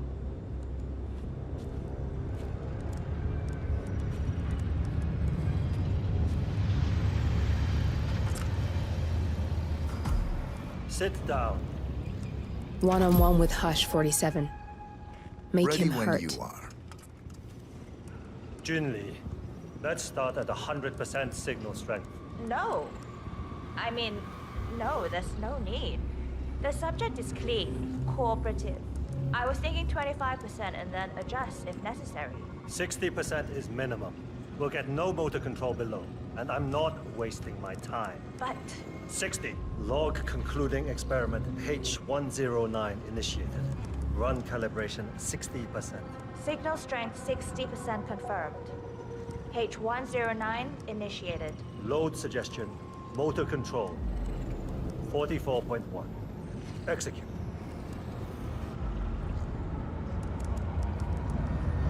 The signal's too low. The signal's too weak. We'll get nothing like this. Go to 100%? It's not safe. You've been working too hard. With your condition, it can cause you real physical harm. It's safe. You're strong. You can overcome it. 100%. Do it. Log, continuing experiment H109. Run calibration 100%. H109 initiated at 100% signal strength. Now I'll see you do as I command. Identify impulse string. Load suggestion motor control. 44.1. Execute. Nothing. He is a strong one. I can get to him. Damn it. It's too low. He's got spirit. Come on! Do this. Abort! You're going too far. No. He's on the verge to break him. Go higher. It'll kill him. It's already way beyond reasonable intensity. This subject is abnormally resistant. He's no match for Hush. Nothing worth shit ever came to be without pain. I am calling it quits, Hush. You need rest. Okay. A short break. I'll return with a clear head. God damn that assistant. If they up the signal, it will kill him. Stay here, okay? Don't even think about getting cold feet again. Please. I'm here to the end.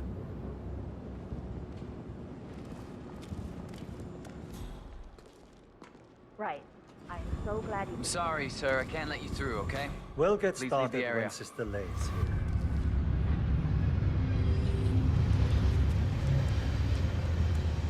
Right. I'm so glad you decided to go ahead with it. You know, you're gonna be a part of something truly amazing. He's a genius, Hush. And this is groundbreaking research. It's an honor, really. But, he's under a lot of pressure these days, so if you could just go a...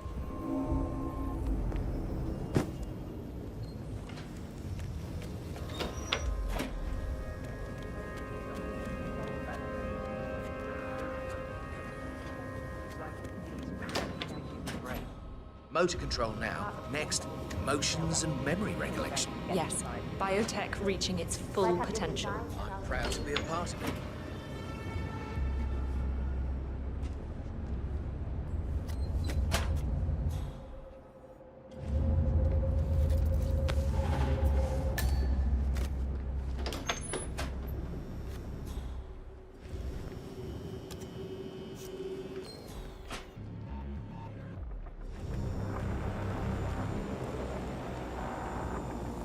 Feeling a bit better? What a step. Okay. Let's continue. What is the last thing you ate? I had a meal before the test. But your dog, a rich girl, bought it for me. Did you like it? Yeah, it was good. What's happening to me? Why can't I remember how to stop?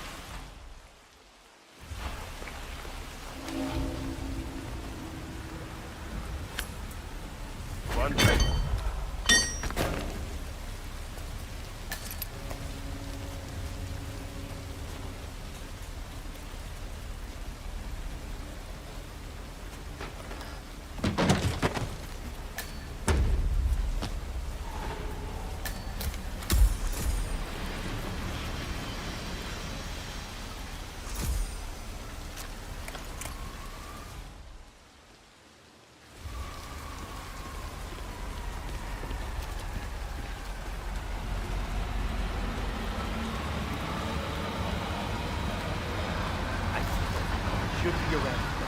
Are you sure you're reading it right? Just look for the damn drone. I'll read the tracker.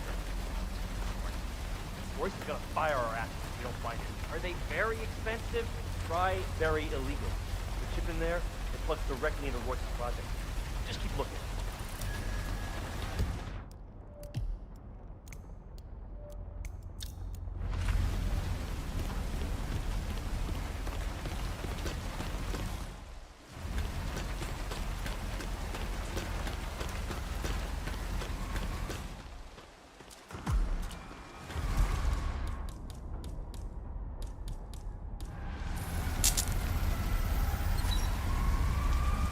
This thing is hooked up to Royce. Pings her if it's damaged.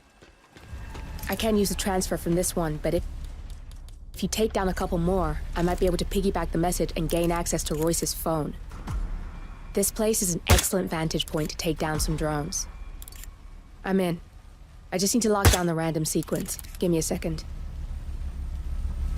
I specifically said I wasn't. Damn! Nilly had it. I need you to shoot more drones, and I'll lock the link.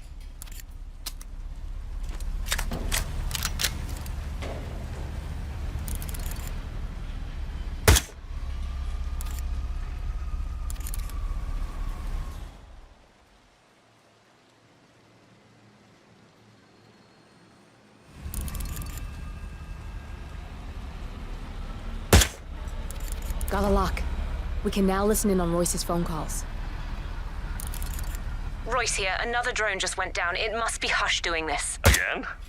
You scared him pretty bad last time. If you don't find out who's doing this and stop it, I'm coming up there myself. Nice shot. Keep it up and maybe Royce will make an appearance.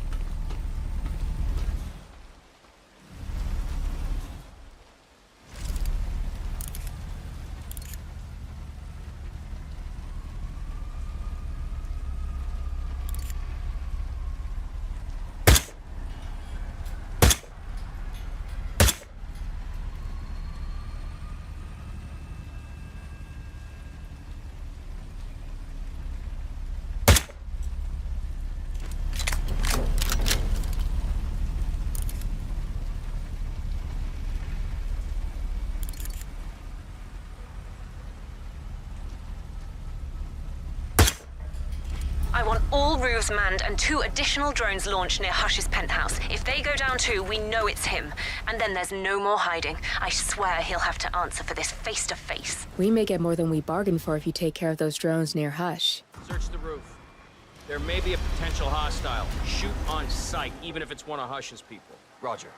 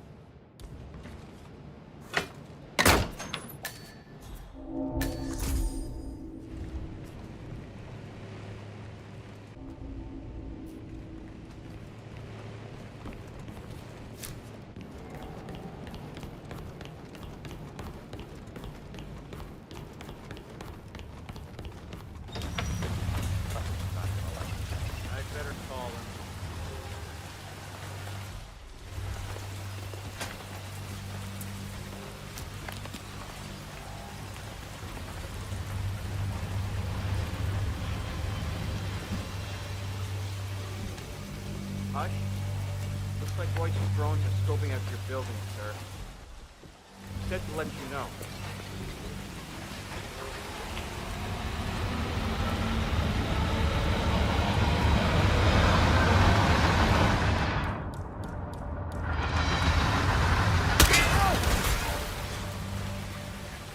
Find out what that was.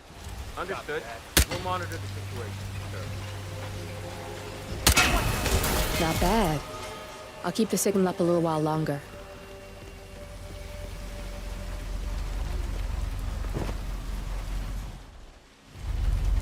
Hush, you fucking idiot! How dare you take down my drones? What? I did no such thing. You sent your ridiculous drones to spy on me. We have a truce, and I'm not letting your petty insecurities allow you to stake me out. Lotus Passage, now! And I don't give a shit about your condition. For fuck's sake, Royce. I don't have time to cater for your stupidity. You don't have a choice. How do you think Main Branch would feel about you isolating yourself for weeks? Now, Hush, the Lotus Passage. Well done. You've got 2 pissed-off targets on their way to meet in the Lotus Passage. Sounds like a lethal cocktail, especially with you in the mix. Royce is just about to confront Hush in person. We want to hear this, 47. I've managed to get a hot mic hack on her phone. Enjoy the show.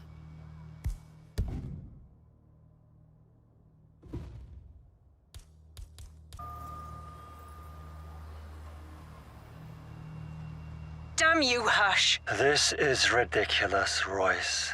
I didn't touch your drones. You liar! You lie about everything. You're deliberately trying to mess with me. Get me off balance to screw up my presentation. No, you're the one who screwed up, Royce. We had a truce. You promised you wouldn't spy on me again. I said I didn't mess with your drone. Both targets in one go. You are good. My turn. Just give me a second, and I'm in. You can now access the core, 47.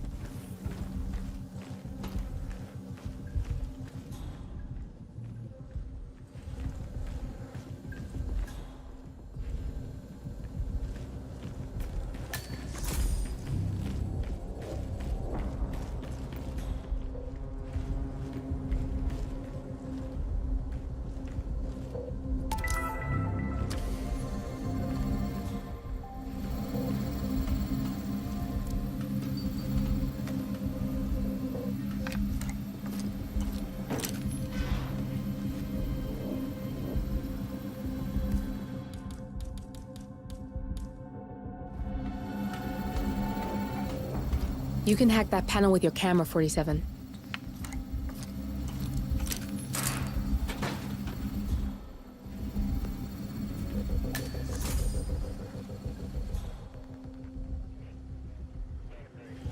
That VIP visit today? My first zero protocol clearance. Must be someone important to get one of those. You gotta keep a tight shift. Oh, I forgot to tell you, I bought that.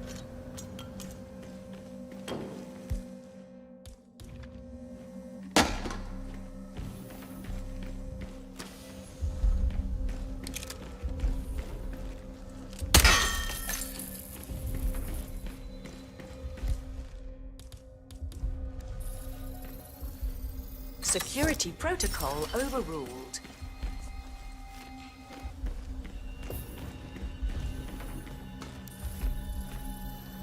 Security protocol overruled.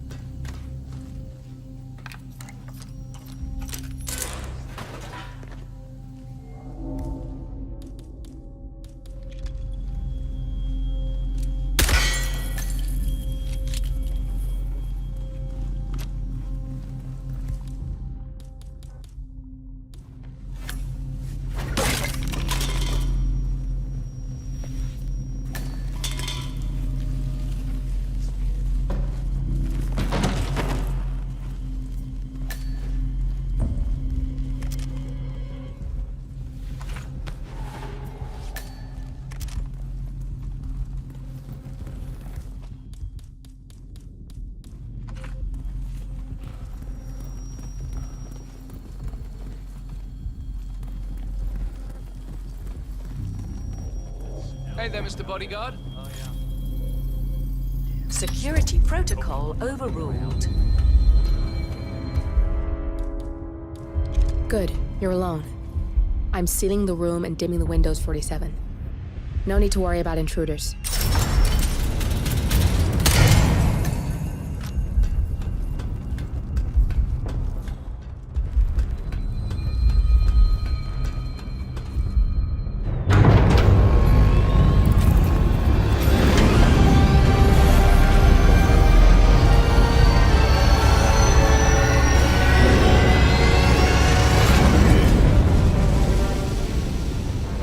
It's all here. Clients, operatives, every hit the ICA ever sanctioned. Enough to shut them down for good. But first you need to locate all files referencing Diana and yourself.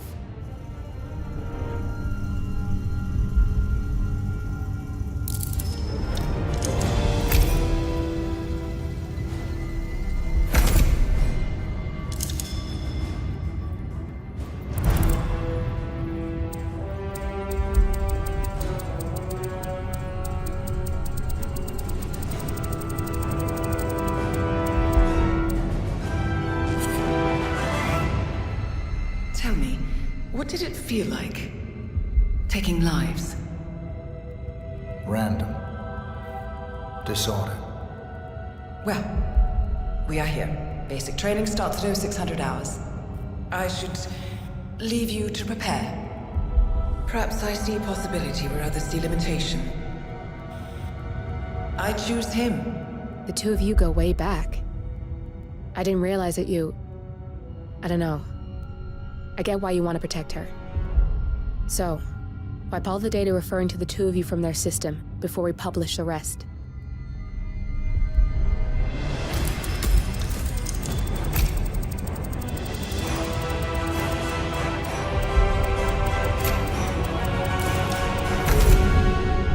Okay, good. I've set up a link to an information nonprofit site. When you press that button, it's up there and the whole world will know. There's no undo, 47. This will shut the ICA down for good. You really okay with this? It's who you've been for so long. Maybe it's time for a change.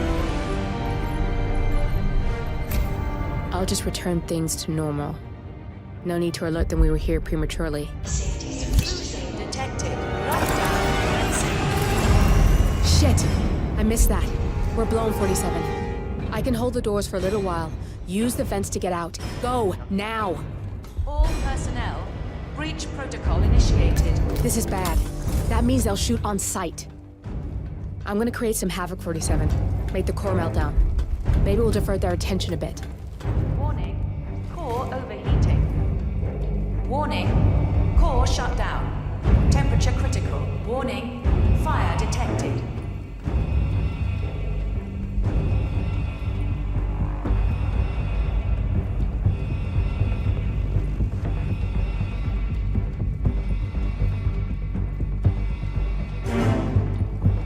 Man, nothing in my position. Over. All personnel, breach protocol initiated. Anybody copy? No sign of any pup. Moving on. Warning, core overheating.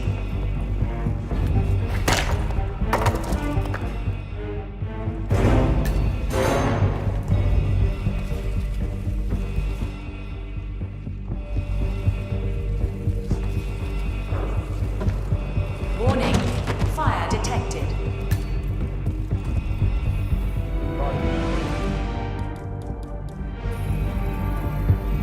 Access granted. Security protocol overruled. All personnel, breach protocol initiated. Get my position.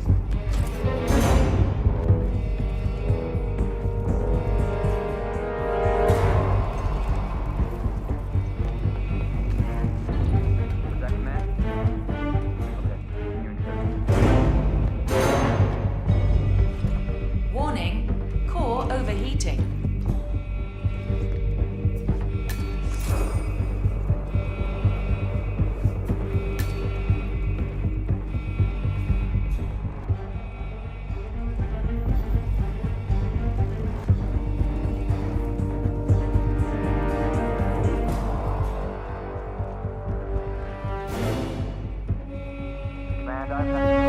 Warning, fire detected.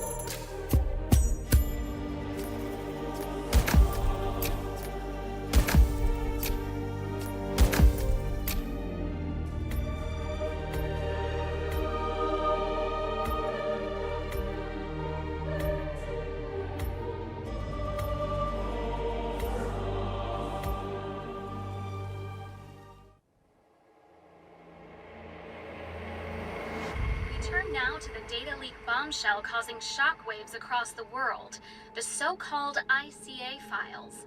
The disclosure of You win.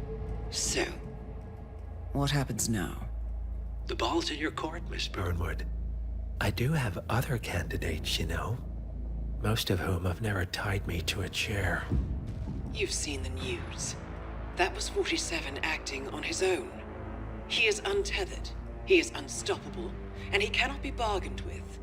He will find you, Mr. Edwards, and I'm the only chance you've got. I'm listening. 47 has one weakness. Me.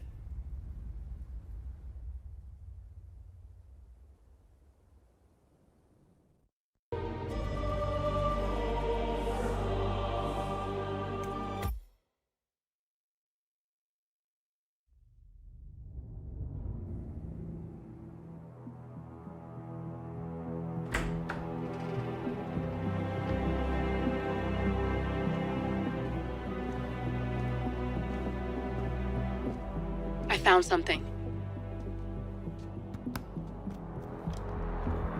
Buenos Aires International Airport this morning. Now watch this. Heralds.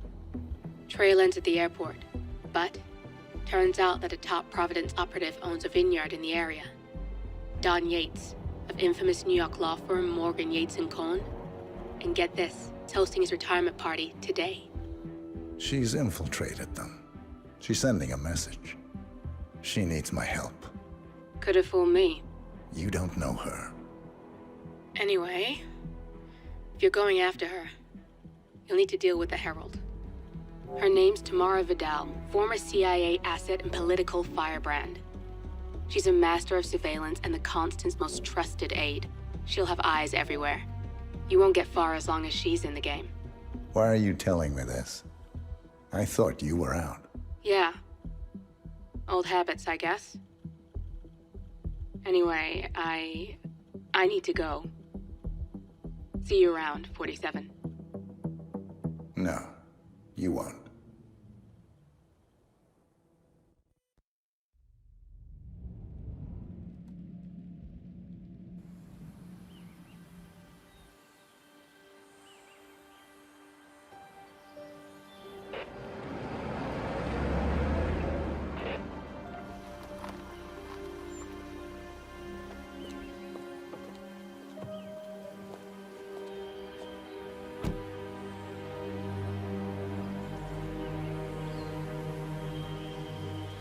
Because you're not an idiot. Let's just humor him. Yates likes his little games. Don't be long. You got my message. You'd never get caught on camera. Not unless you wanted to be seen. So what's the play? You're not the only one who's been busy, 47. I'm this close to becoming the next Constant. I'll be able to dismantle Providence from the inside. Only one man stands in my way. Don Yates. That weasel was the partner's legal counsel for years. He's the top candidate. But remove him from the playing field. It won't work. If Edward suspects... I will convince him you acted alone. Retaliation for Grey. Trust me, I know what I'm doing. The Herald, Tamara Vidal. She has eyes everywhere, and they're all fixed on you. The plan won't work unless we take her out. She never leaves my side for long. Whatever your plan is, I'll help you if I can. You're sure about this? As sure as I'll ever be.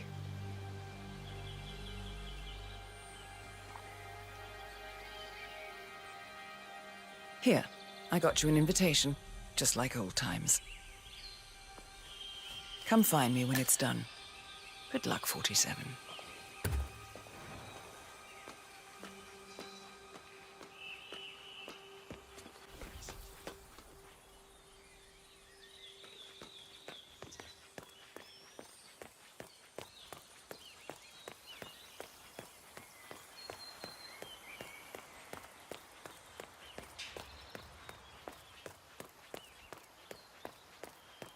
Ready, Pam?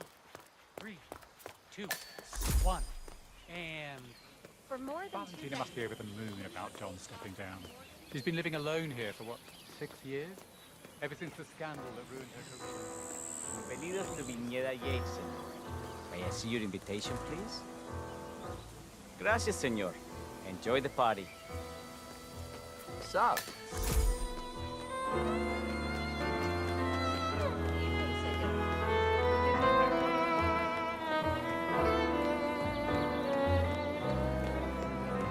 Tamara Vidal. I'm here for the tourist scenes. Ah, yes. Miss Vidal. My apologies. I didn't recognize you. Let me sign you in.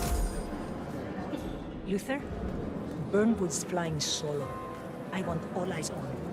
Let's see what she does. And Luther, redeploy the truck. Corvo, got a message from the boss. Duty calls. Let me guess, the Burnwood woman. That's right. Yates has arranged for the chief winemakers to take Burnwood and Tamara Vidal on a grand tour of the estate. Wants you to tag along. Not for my sparkling personality. This Burnwood woman sure has his panties in a twist. Wonder what the deal is. Yates' business is his business. Just get yourself ready and sign into the visitor center. Oh, have a drink on my behalf. I don't drink. Makes me sentimental. A private tour of the estate. Diana, Vidal, and this fixer, Corvo Black. Black is a threat, but also an opportunity.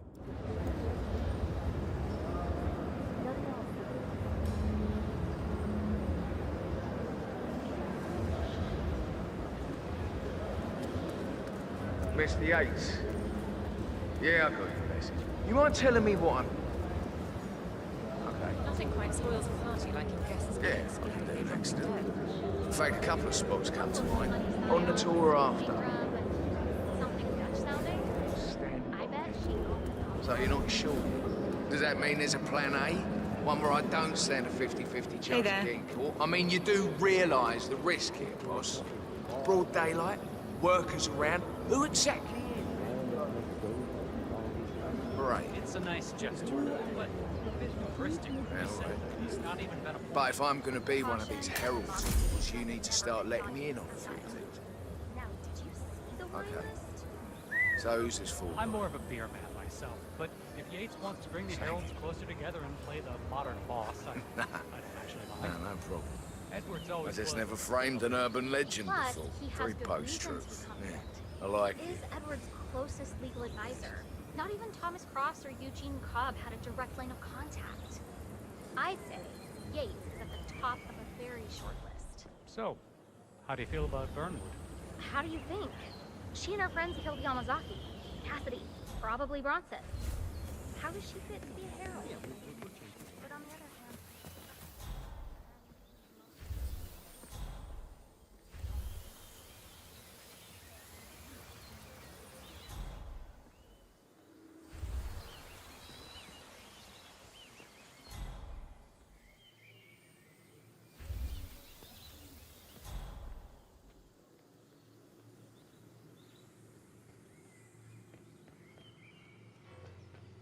There's no need to flex. Things are always great to me.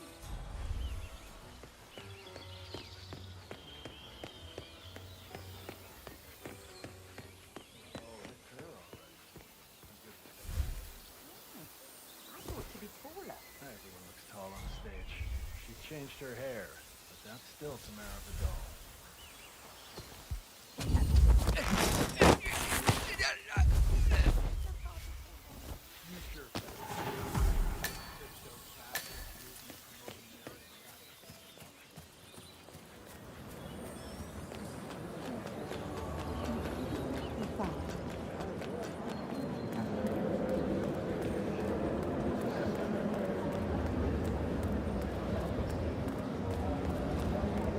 Greetings. Hello there, and welcome to the... Corvo Black. I'm on the tour. Right, Mr. Black. Welcome. Miss Burnwood and Miss Vidal will meet you down by the wine fields. I trust you know the way. I can find my way around. Enjoy the tour. One of the most gifted surveillance specialists ever to graduate.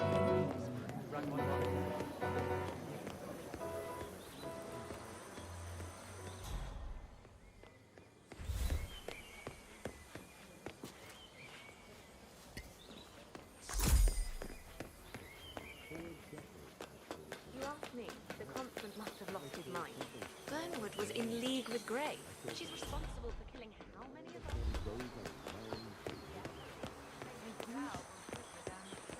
Over here. You two must be Burnwood and Vidal. And you must be Yates's garbage man. Sorry, but I didn't catch your name. This is Corvo Black, Tamara. He's a ICA regular. I only work with the best. Well, we're all here, it seems. Except for our guide, the chief winemaker. Looks like we're stuck here until someone fetches him. Mr. Black, I'm looking in your direction. Hold on. I'll track him down. Attaboy. Do try and bring him back in one piece. Counterintuitive as that may be. That was a bit rude. Yes, yes it was.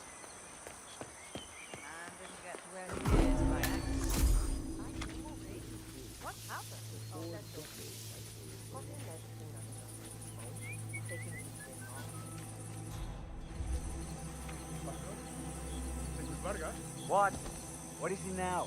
What? You have some guests waiting. Senor Yates wanted you to give them the grand tour.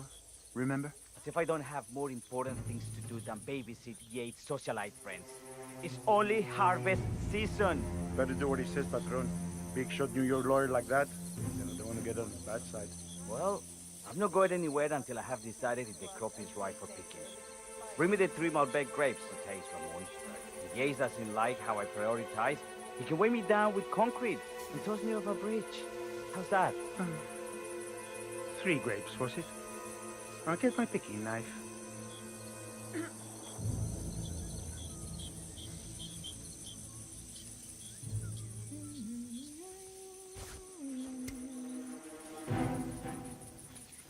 Now, what am I doing here? Come on. I left it right...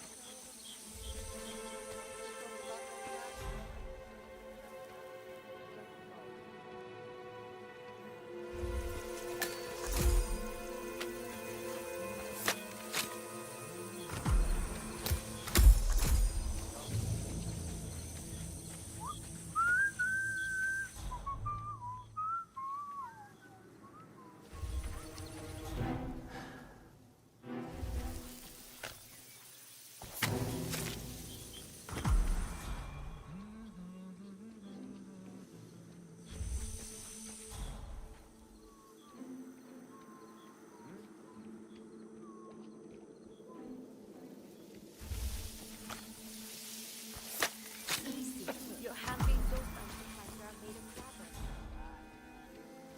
Yes, hi.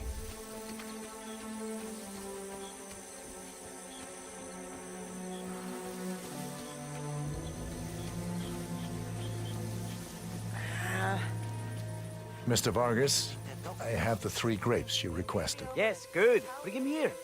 Now, let's see. A lovely inky black color. Good. Oye, ese es mi pie. Ten cuidado, huevón. Now, let's see. A lovely inky black color. Good size, large and firm. Seeds brown. Excellent.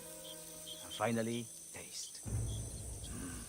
Sweet, flavorful, robust tannins. Some floral notes. Marvelous. Why, I say these grapes are ripe for harvest. Inform the workers, will you, Ramon? I have a third to contact. Will do.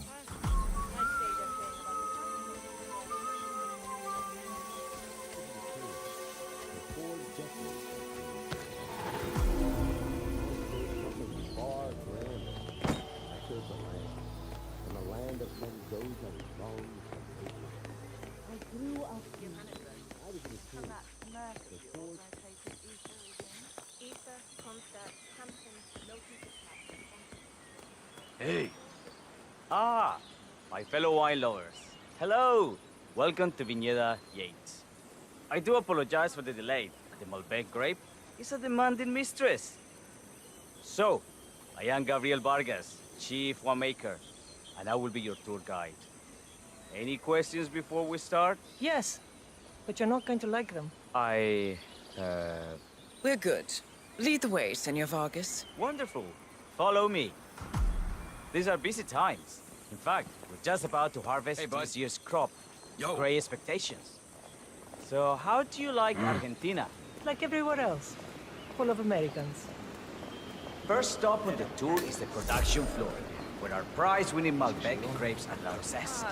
We insist on steaming every grape by hand, which means that during harvest season, the grapes do tend to pile up. Luckily, we have plenty of storage space. Our equipment is state-of-the-art, including an industrial-sized freezer unit, and last but not least, our trusty grape crusher. Interesting. Wouldn't you say, Mr. Black? Follow me, please. Welcome. Right. Get the radio. Are you a wine man, Black? Somehow you don't seem the type. Oh, I believe Mr. Black here is something of a jack of all trades. Isn't that so? I dabble. I see. I just thought Yates might be sending a message. My mistake. So, have any of you been to our vineyard before? Only on business. Next on our tour is the fermentation atrium, where the wine goes through its primary stage of fermentation. In these big open tanks, yeast converts the sugars in the wine to alcohol, in a process that lasts between 5 and 15 days. This is also where we squeeze the mass into a fine juice using our grape presser for the longer secondary stage of fermentation. Fascinating. Now, before we move on... I have a question. Perhaps we can take a closer look. Certainly. Lead the way.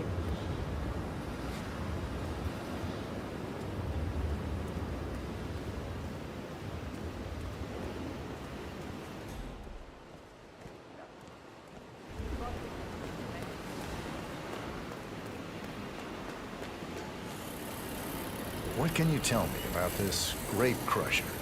Well, as the name implies, it crushes the steamed grapes into a thick pulp or must by a powerful rotating cylinder.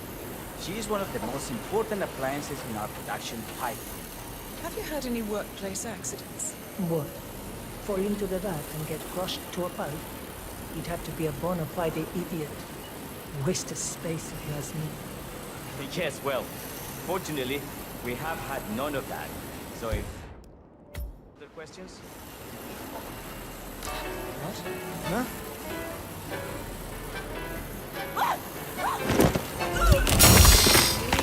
Why me? It's just one of those days. And we're up and running.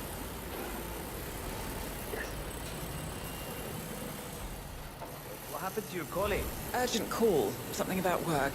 I don't think she'll be coming back. Oh well. I'm sure she can find her way out. Let's proceed. Excelente. So let's continue to the barrel room.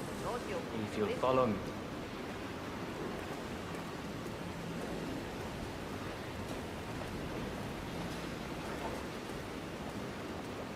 So, are you associates of Mr. Yates? You might say we run in the same circles. Law and order. Must be very exciting. It's about 99% preparation.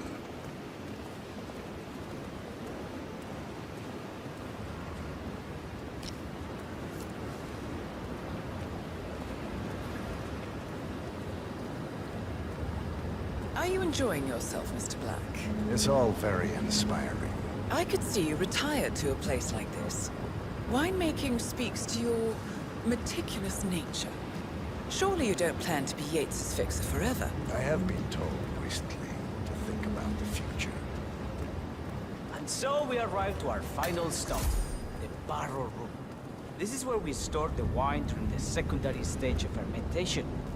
The area behind the glass is where we keep our most precious bottles, including a 1945 Grand Paladin, the most expensive wine in existence. The access doors, which are made from ballistic glass, can only be unlocked from the security room high above our heads. Remarkable. Ah, here comes Senor Yates now. I shall leave you in his capable hands. How reassuring. Ah, Miss Burnwood, is it not? Don Yates, pleased to meet you. You come very highly recommended. As Chief of the Heralds, let me be the first to say welcome aboard. Why, thank you, Mr. Yates. Rest assured that I will be following your every lead. Very closely. Say, that reminds me. We're about to have a little Herald get-together up at the house. Just a modest toast to celebrate my forthcoming inauguration as Constant. You are, of course, most welcome to join us. I believe you shall make a fine Herald, once the training wheels are off. I wouldn't miss it for the world. Capital. Right this way, into the lion's den. Why don't you take a break, Corvo? We're done here for now, I think. Oh, but don't go too far. I may still need your services later. I'll be closer than you think. Oh, almost forgot. Cortazar, please nip down to the wine cellar and tell Mr. Flowers, the sommelier, to prep the 1945 Grand Paladin and bring it up to the house for our special occasion. Got it, Chief.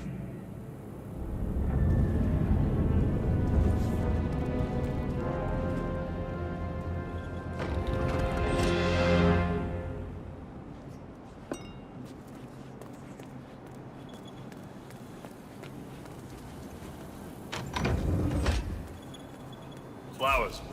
Mr. Yates wants the 1945 Grand Paladin brought up to the house. Special occasion. Aliens land on the front lawn? Have the ghosts of Jesus, John Lennon, and Eva Perón unexpectedly come for dinner? Help me out here. What could possibly be so special? Above your clearance, Flowers. Just fetch it already. A meeting in the Roots Ocean. What's the passcode again? Last year of World War II. If you have to look it up, shame on you.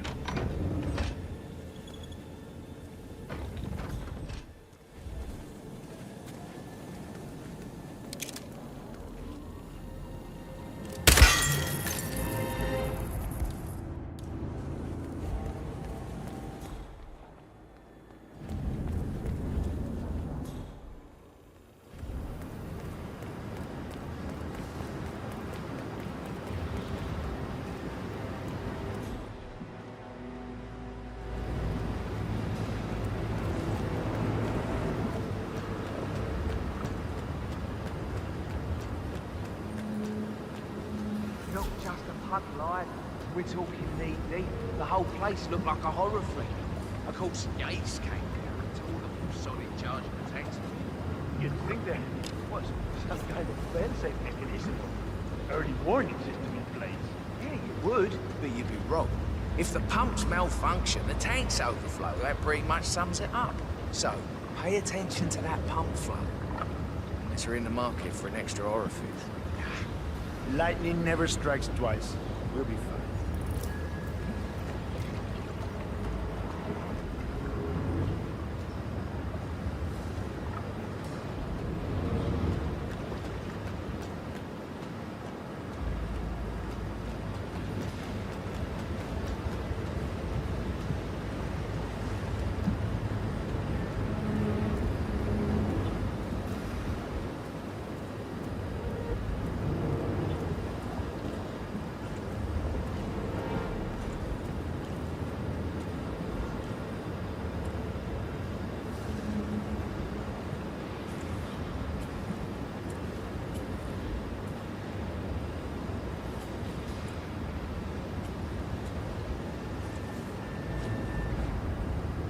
Hey, Did you double-check the pump seal like I asked you to? For the 5th time. Yes. And? He sprouted wings and flew away. Ay, por Dios, don't you think I would have flagged it if anything was wrong? It's a seal. It's doing what it does best. Sealing. Ay, Jesús mío, what do you want from me? You know, I'm gonna cut you some slack because of the baby, but you might want to work on that attitude. I'm sorry. It's just... Yeah. We've all been there.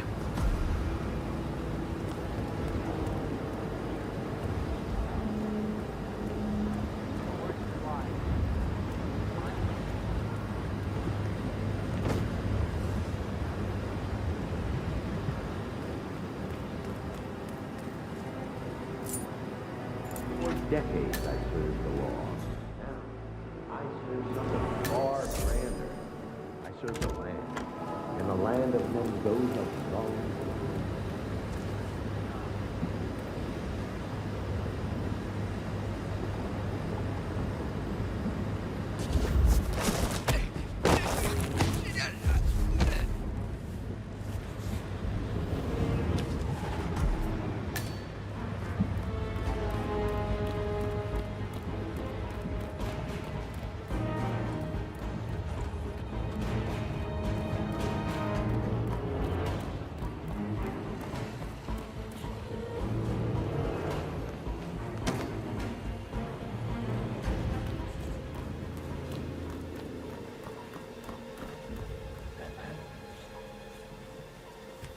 Now, the temperature and humidity... Look at that. Wait here, and I'll look into it, huh? That's a great...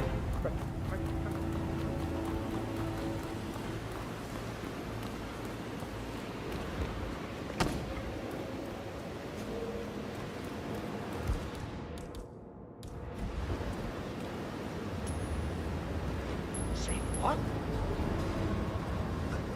I wonder what that was.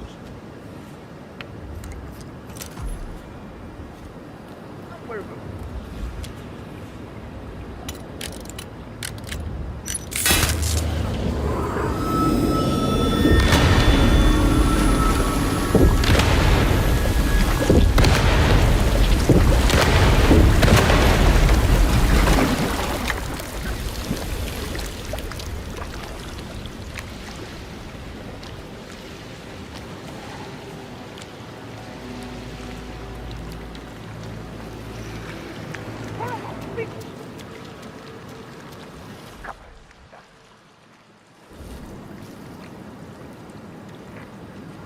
¡Ay, la puta! ¡Helno! ¡Mierda! ¡Coger! ¡Morir! ¡Son of a bitch!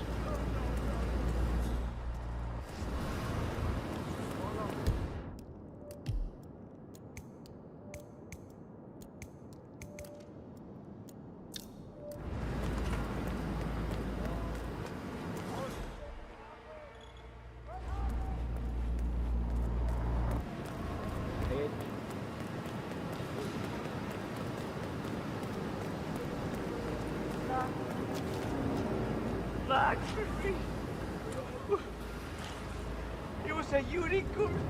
I didn't never even come to touch you.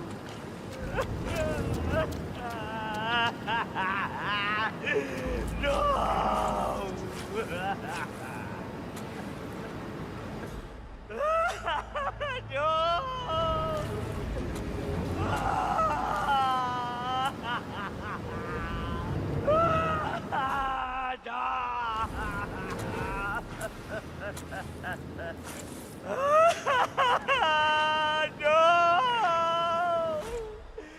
Why? ¡Ay, la puta! Sí.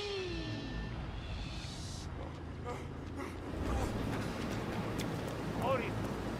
Ah, shit.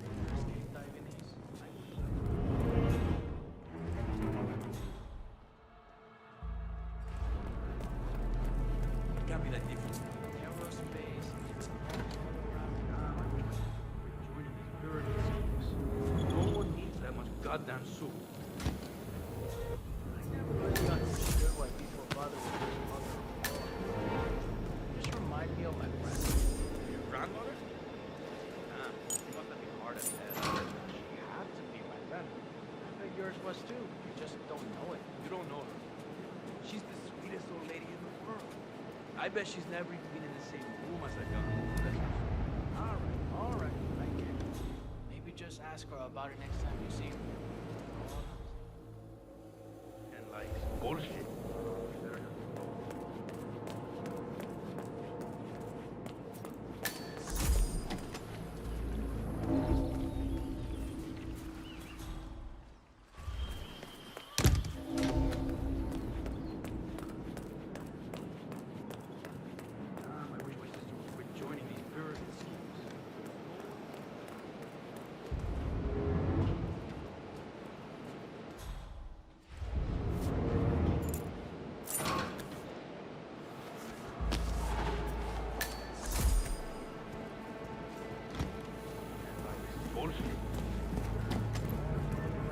Rock formations to keep equipment caught up.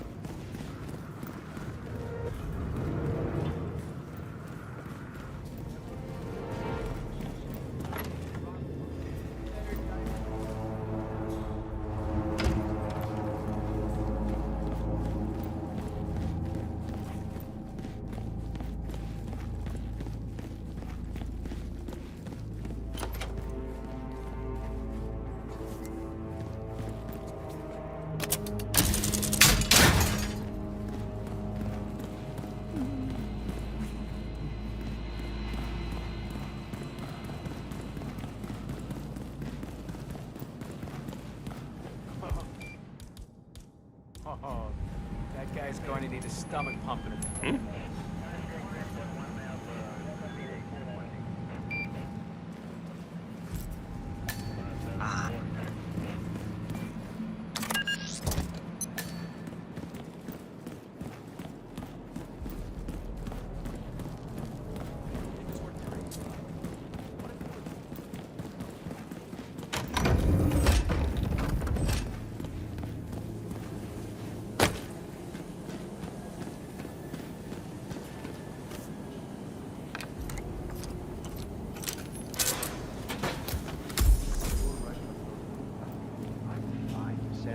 It's just the 1945 Grand Paladin.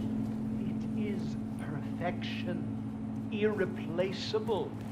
You don't drink the 1945 Grand Paladin any more than you would write a shopping list on the Mona Lisa. Ugh, men like Don Yates know the price of everything, but the value of nothing. I am sorry, Padron. Say, what if we exchange the labels? Served him a different wine. Ah, you are devious, Santino. But no. If Mr. Yates wishes to destroy something beautiful, I will not stand in his way. That is between him and his creator. How did he even get his hands on a bottle?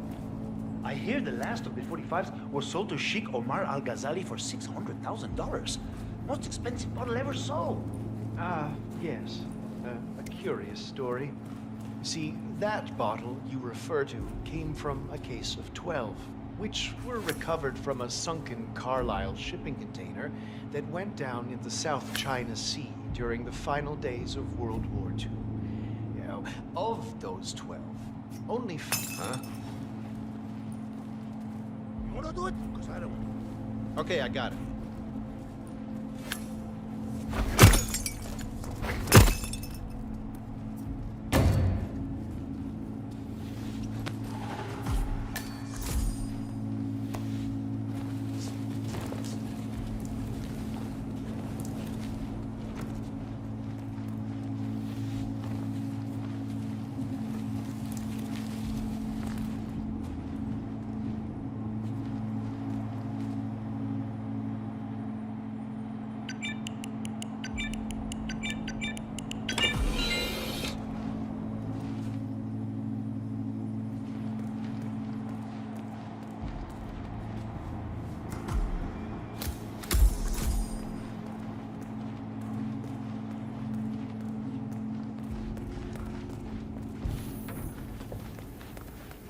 Sir, I present to you the 1945 Grand Paladin. Huh. Somehow I thought it'd be bigger. Come on, Flowers. Guests are waiting.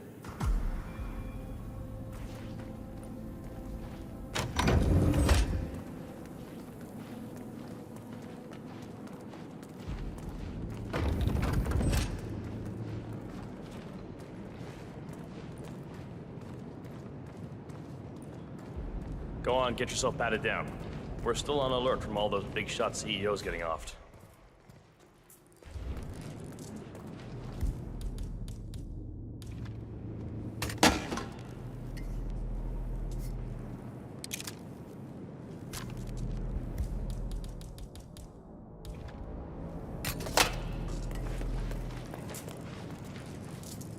Hello there, sir. That's good. Keep those arms there. Don't move. If I find something, I'm gonna crucify you. All right, all good. Go on.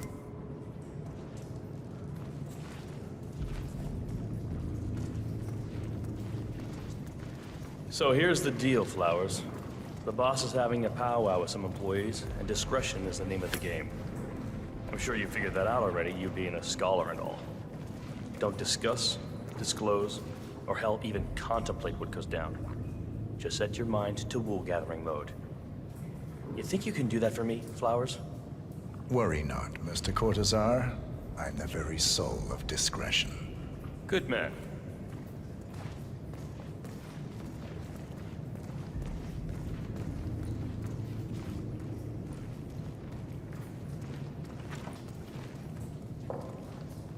They're already at it. Go on, place the wine on the table. I'll pour it. Decant. Pardon me. I have always considered the heralds the unspoken heroes of Providence. The nervous system, effectively and reliably... Ah, ladies and gentlemen, Mr. Flowers, our resident sommelier. Flowers. I believe he's brought us something quite special. Perhaps you will educate us, Mr. Flowers. This is the 1945 Grand Paladin, one of only 5 bottles in existence. The vintage is legendary, the proverbial unicorn wine. The year was hot, the wine's super concentrated, and thanks to hail and frost, the production was small. Only 300 bottles were ever produced. And when the vineyard was bombed during the closing days of World War II, only a single crate survived. It is said to have amazingly complex aromas with long, savory layers of fruit and spice flavors, and a silky texture. Enjoy. Wonderful. Thank you, Mr. Flowers. Feel free to stick around in case our guests have questions. This wine was gifted to me by the Art Society in acknowledgement of my firm's legal services. It stands as a powerful reminder that Providence draws its strength not from force, but from partnership. We are but a few, and yet together we are unstoppable because we stand united. My friends, loyalty is everything, which is why we cannot allow traitors into our ranks. Ah, yes. Here it comes. This woman has waged bloody war on us. More than a dozen heralds and operatives dead. Your colleagues and clients, my friend, Ken Morgan. Not to mention the partners themselves, our founders, our benefactors. Make no mistake, this woman's hands are soaked in blood. Our blood. And Arthur Edwards, the new supreme head of Providence, is handing her the keys to the kingdom. Now, does that seem right to you, my friends? Does that sound like loyalty? Yeah, okay. Oh, I agree. Yes. Perhaps Edwards simply recognizes talent when he sees it. Perhaps this is why I am also in the running to become constant. And following this childish outburst, I dare say I am in the lead. Don. God, did she say? You're lying, of course. Which only proves my point. You cannot be trusted, Miss Burnwood. This woman will be our downfall. That is, unless we take matters into our own hands. You are heralds, sworn to protect Providence against all threats, including inside ones. I have devised a plan. Together we can make it work, but you have to decide now, my friends. Are you with me? Yes. Yes. Yes. I'm in. I agree. Yes. Escort Miss Burnwood to my office. I'll join you shortly.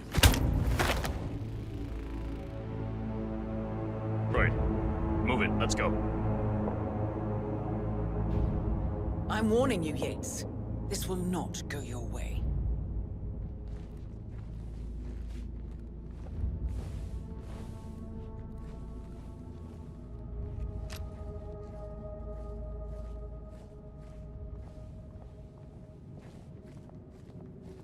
We need to get our story straight. Diana Burnwood died today by the hand of her rogue Agent 47. Revenge for her changing sides. This is what Nope, no all access. the test. Remember, Flowers, you never saw a thing. Not a damn thing.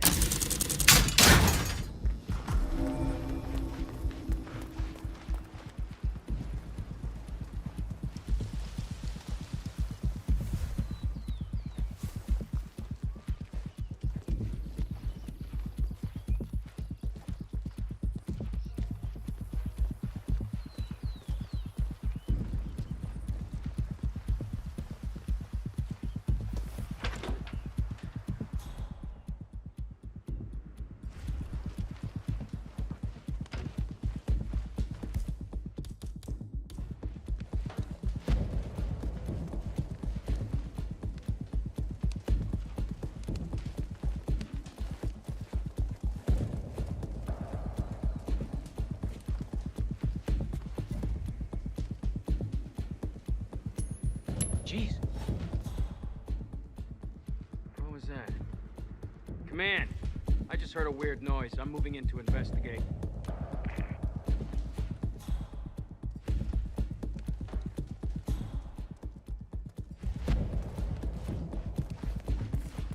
Awesome. Took you long enough?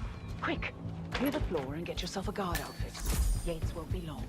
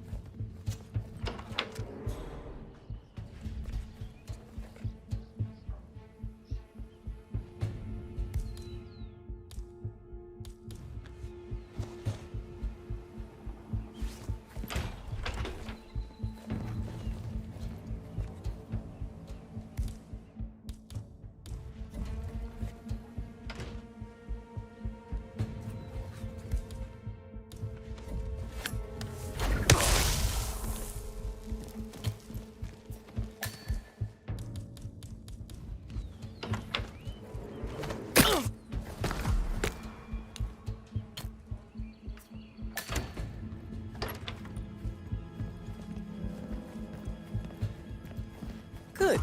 I was beginning to worry. Were you? No. Listen up, 47. Yates will be here shortly.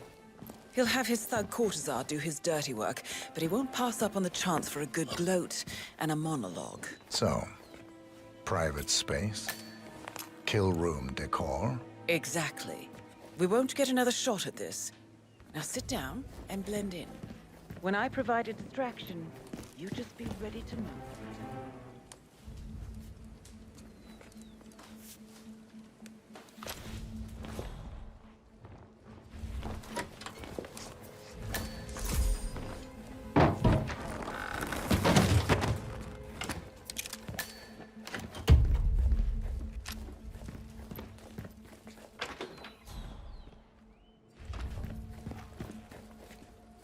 Corvo, pick up your damn phone. Plan B is a go. I repeat, Plan B is a go. Start prepping the crime scene like we discussed. Remote, staged accident. Cortazar will bring the package. Get it done.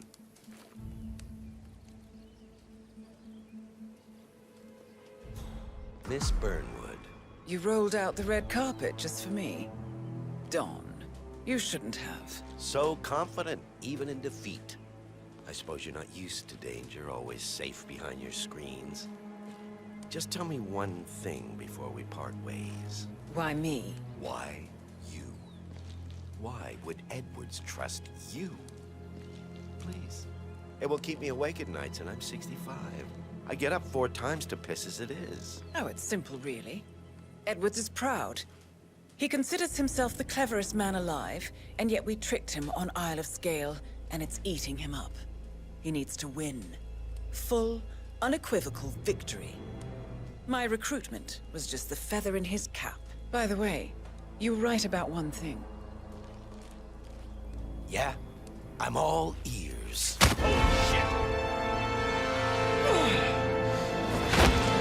out this one. I heard that. What are you doing, you asshole? Do not stand there! Shoot her!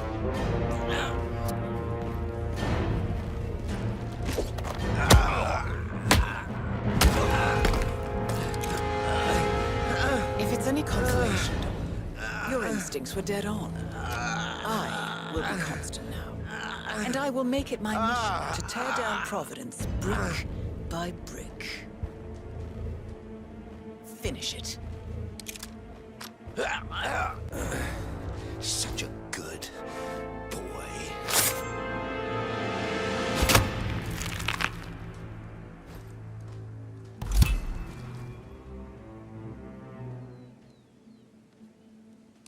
Well done, 47. Better get rid of the body. Won't be long before they come looking. When you're done, meet me on the dance floor. Oh, and dress appropriately.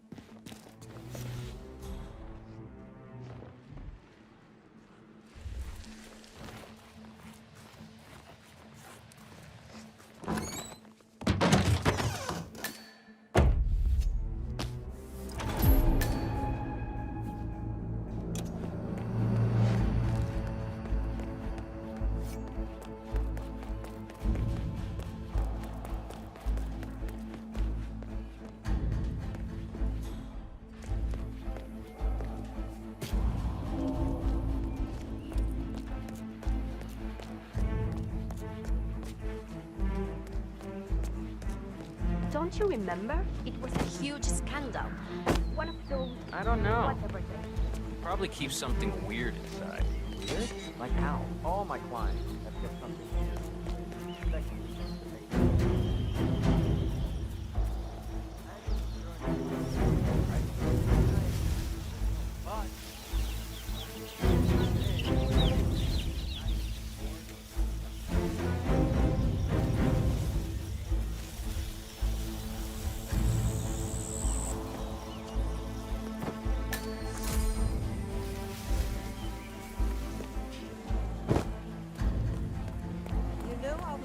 Looking forward to seeing you at the club.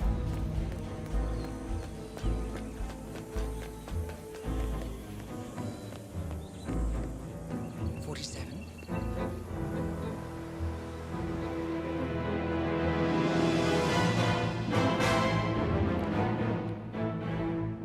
It's done. Now what? Now, we strike at the heart.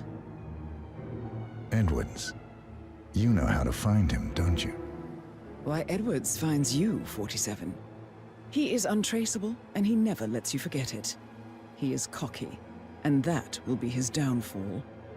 What's the plan? Too many eyes. Meet me at the Olive Grove at sunset. One last tango, 47.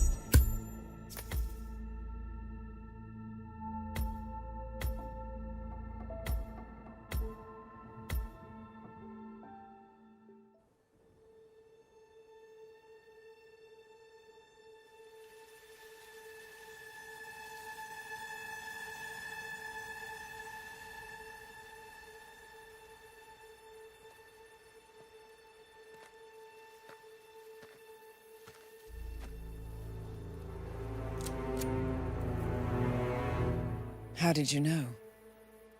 Your deal. That kind of power always comes with a price. What's yours? I think you know.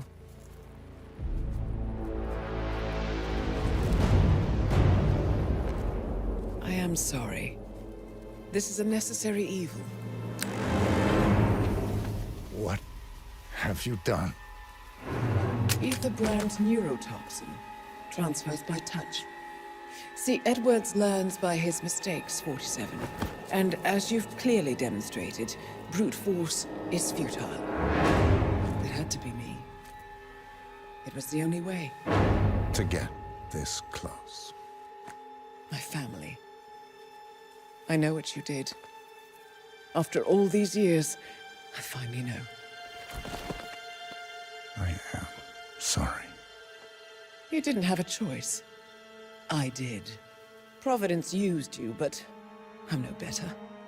All I saw was a blank slate, a weapon to wield. I told myself it was what you needed, but people aren't meant to be controlled. This is a kindness. Goodbye, Agent.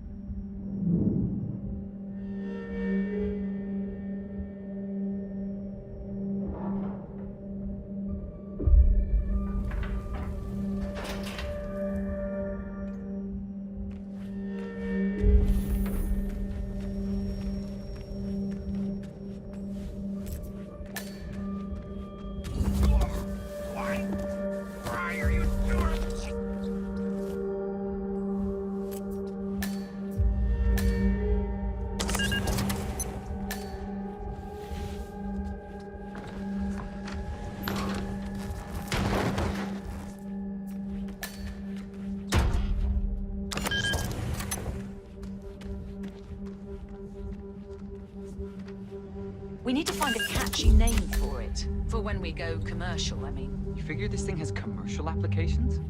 Who'd want to have their minds wiped? Not wiped, obviously. But that's just fine-tuning. Okay, right now the serum erases long.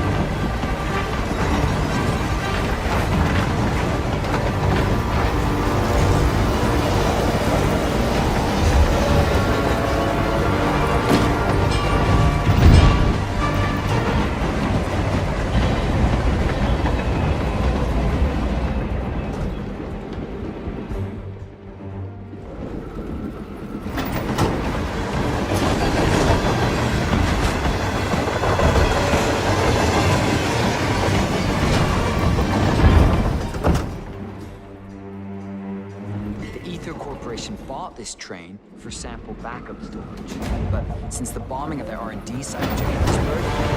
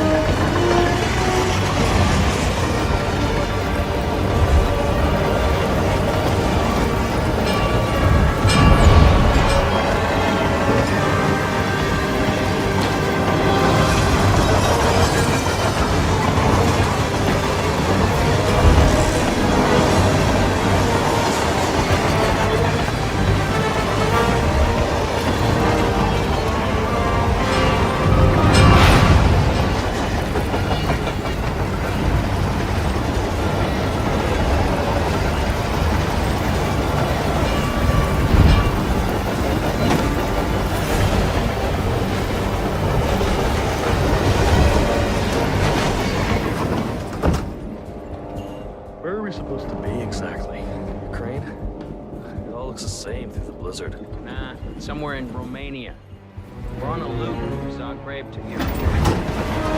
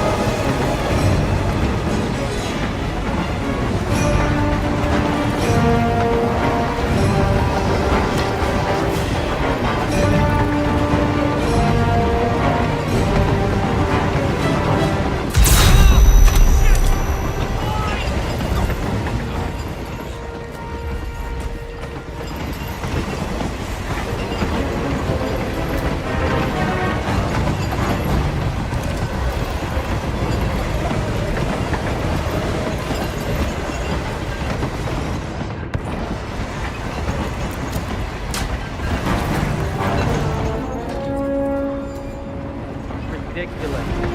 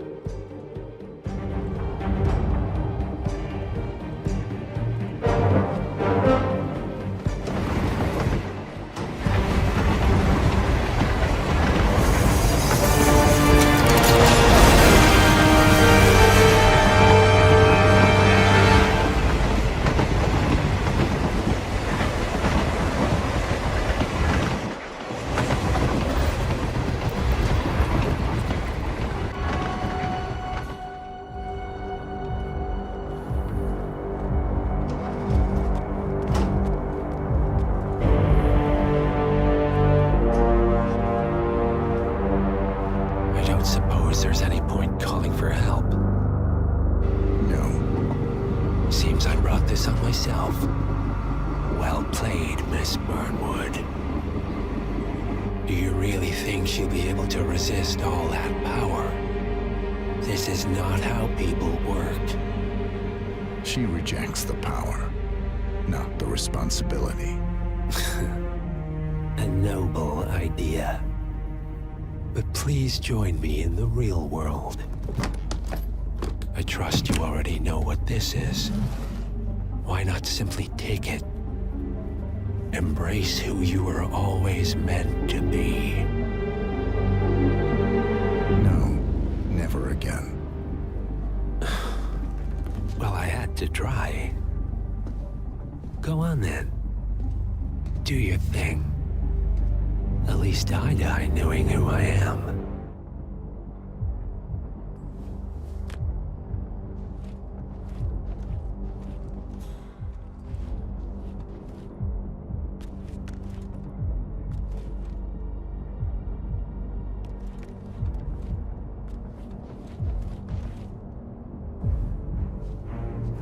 What are you doing?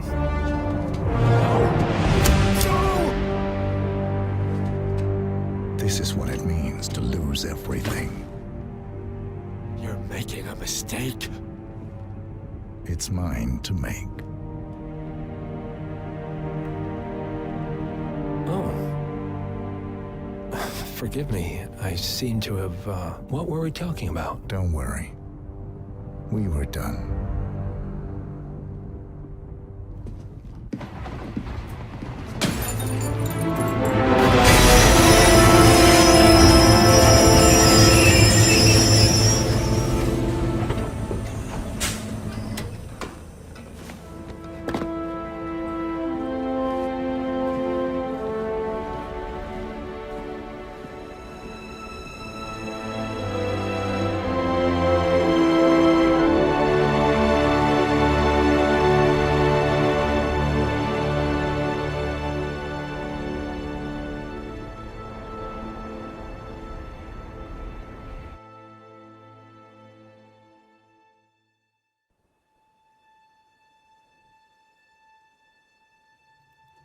The string of resignations at the top level of international finance continues as Milton Fitzpatrick CEO Alexander Fannin joins the president of Hamson Oil, Quantum Leap founder Tim Quinn, and a bunch of others who step down.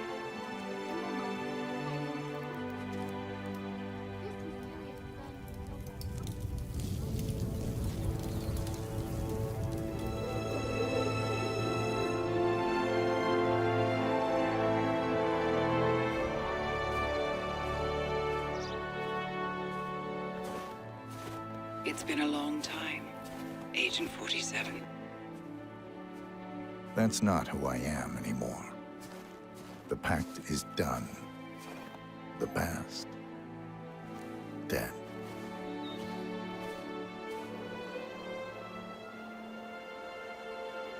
And yet, here you are.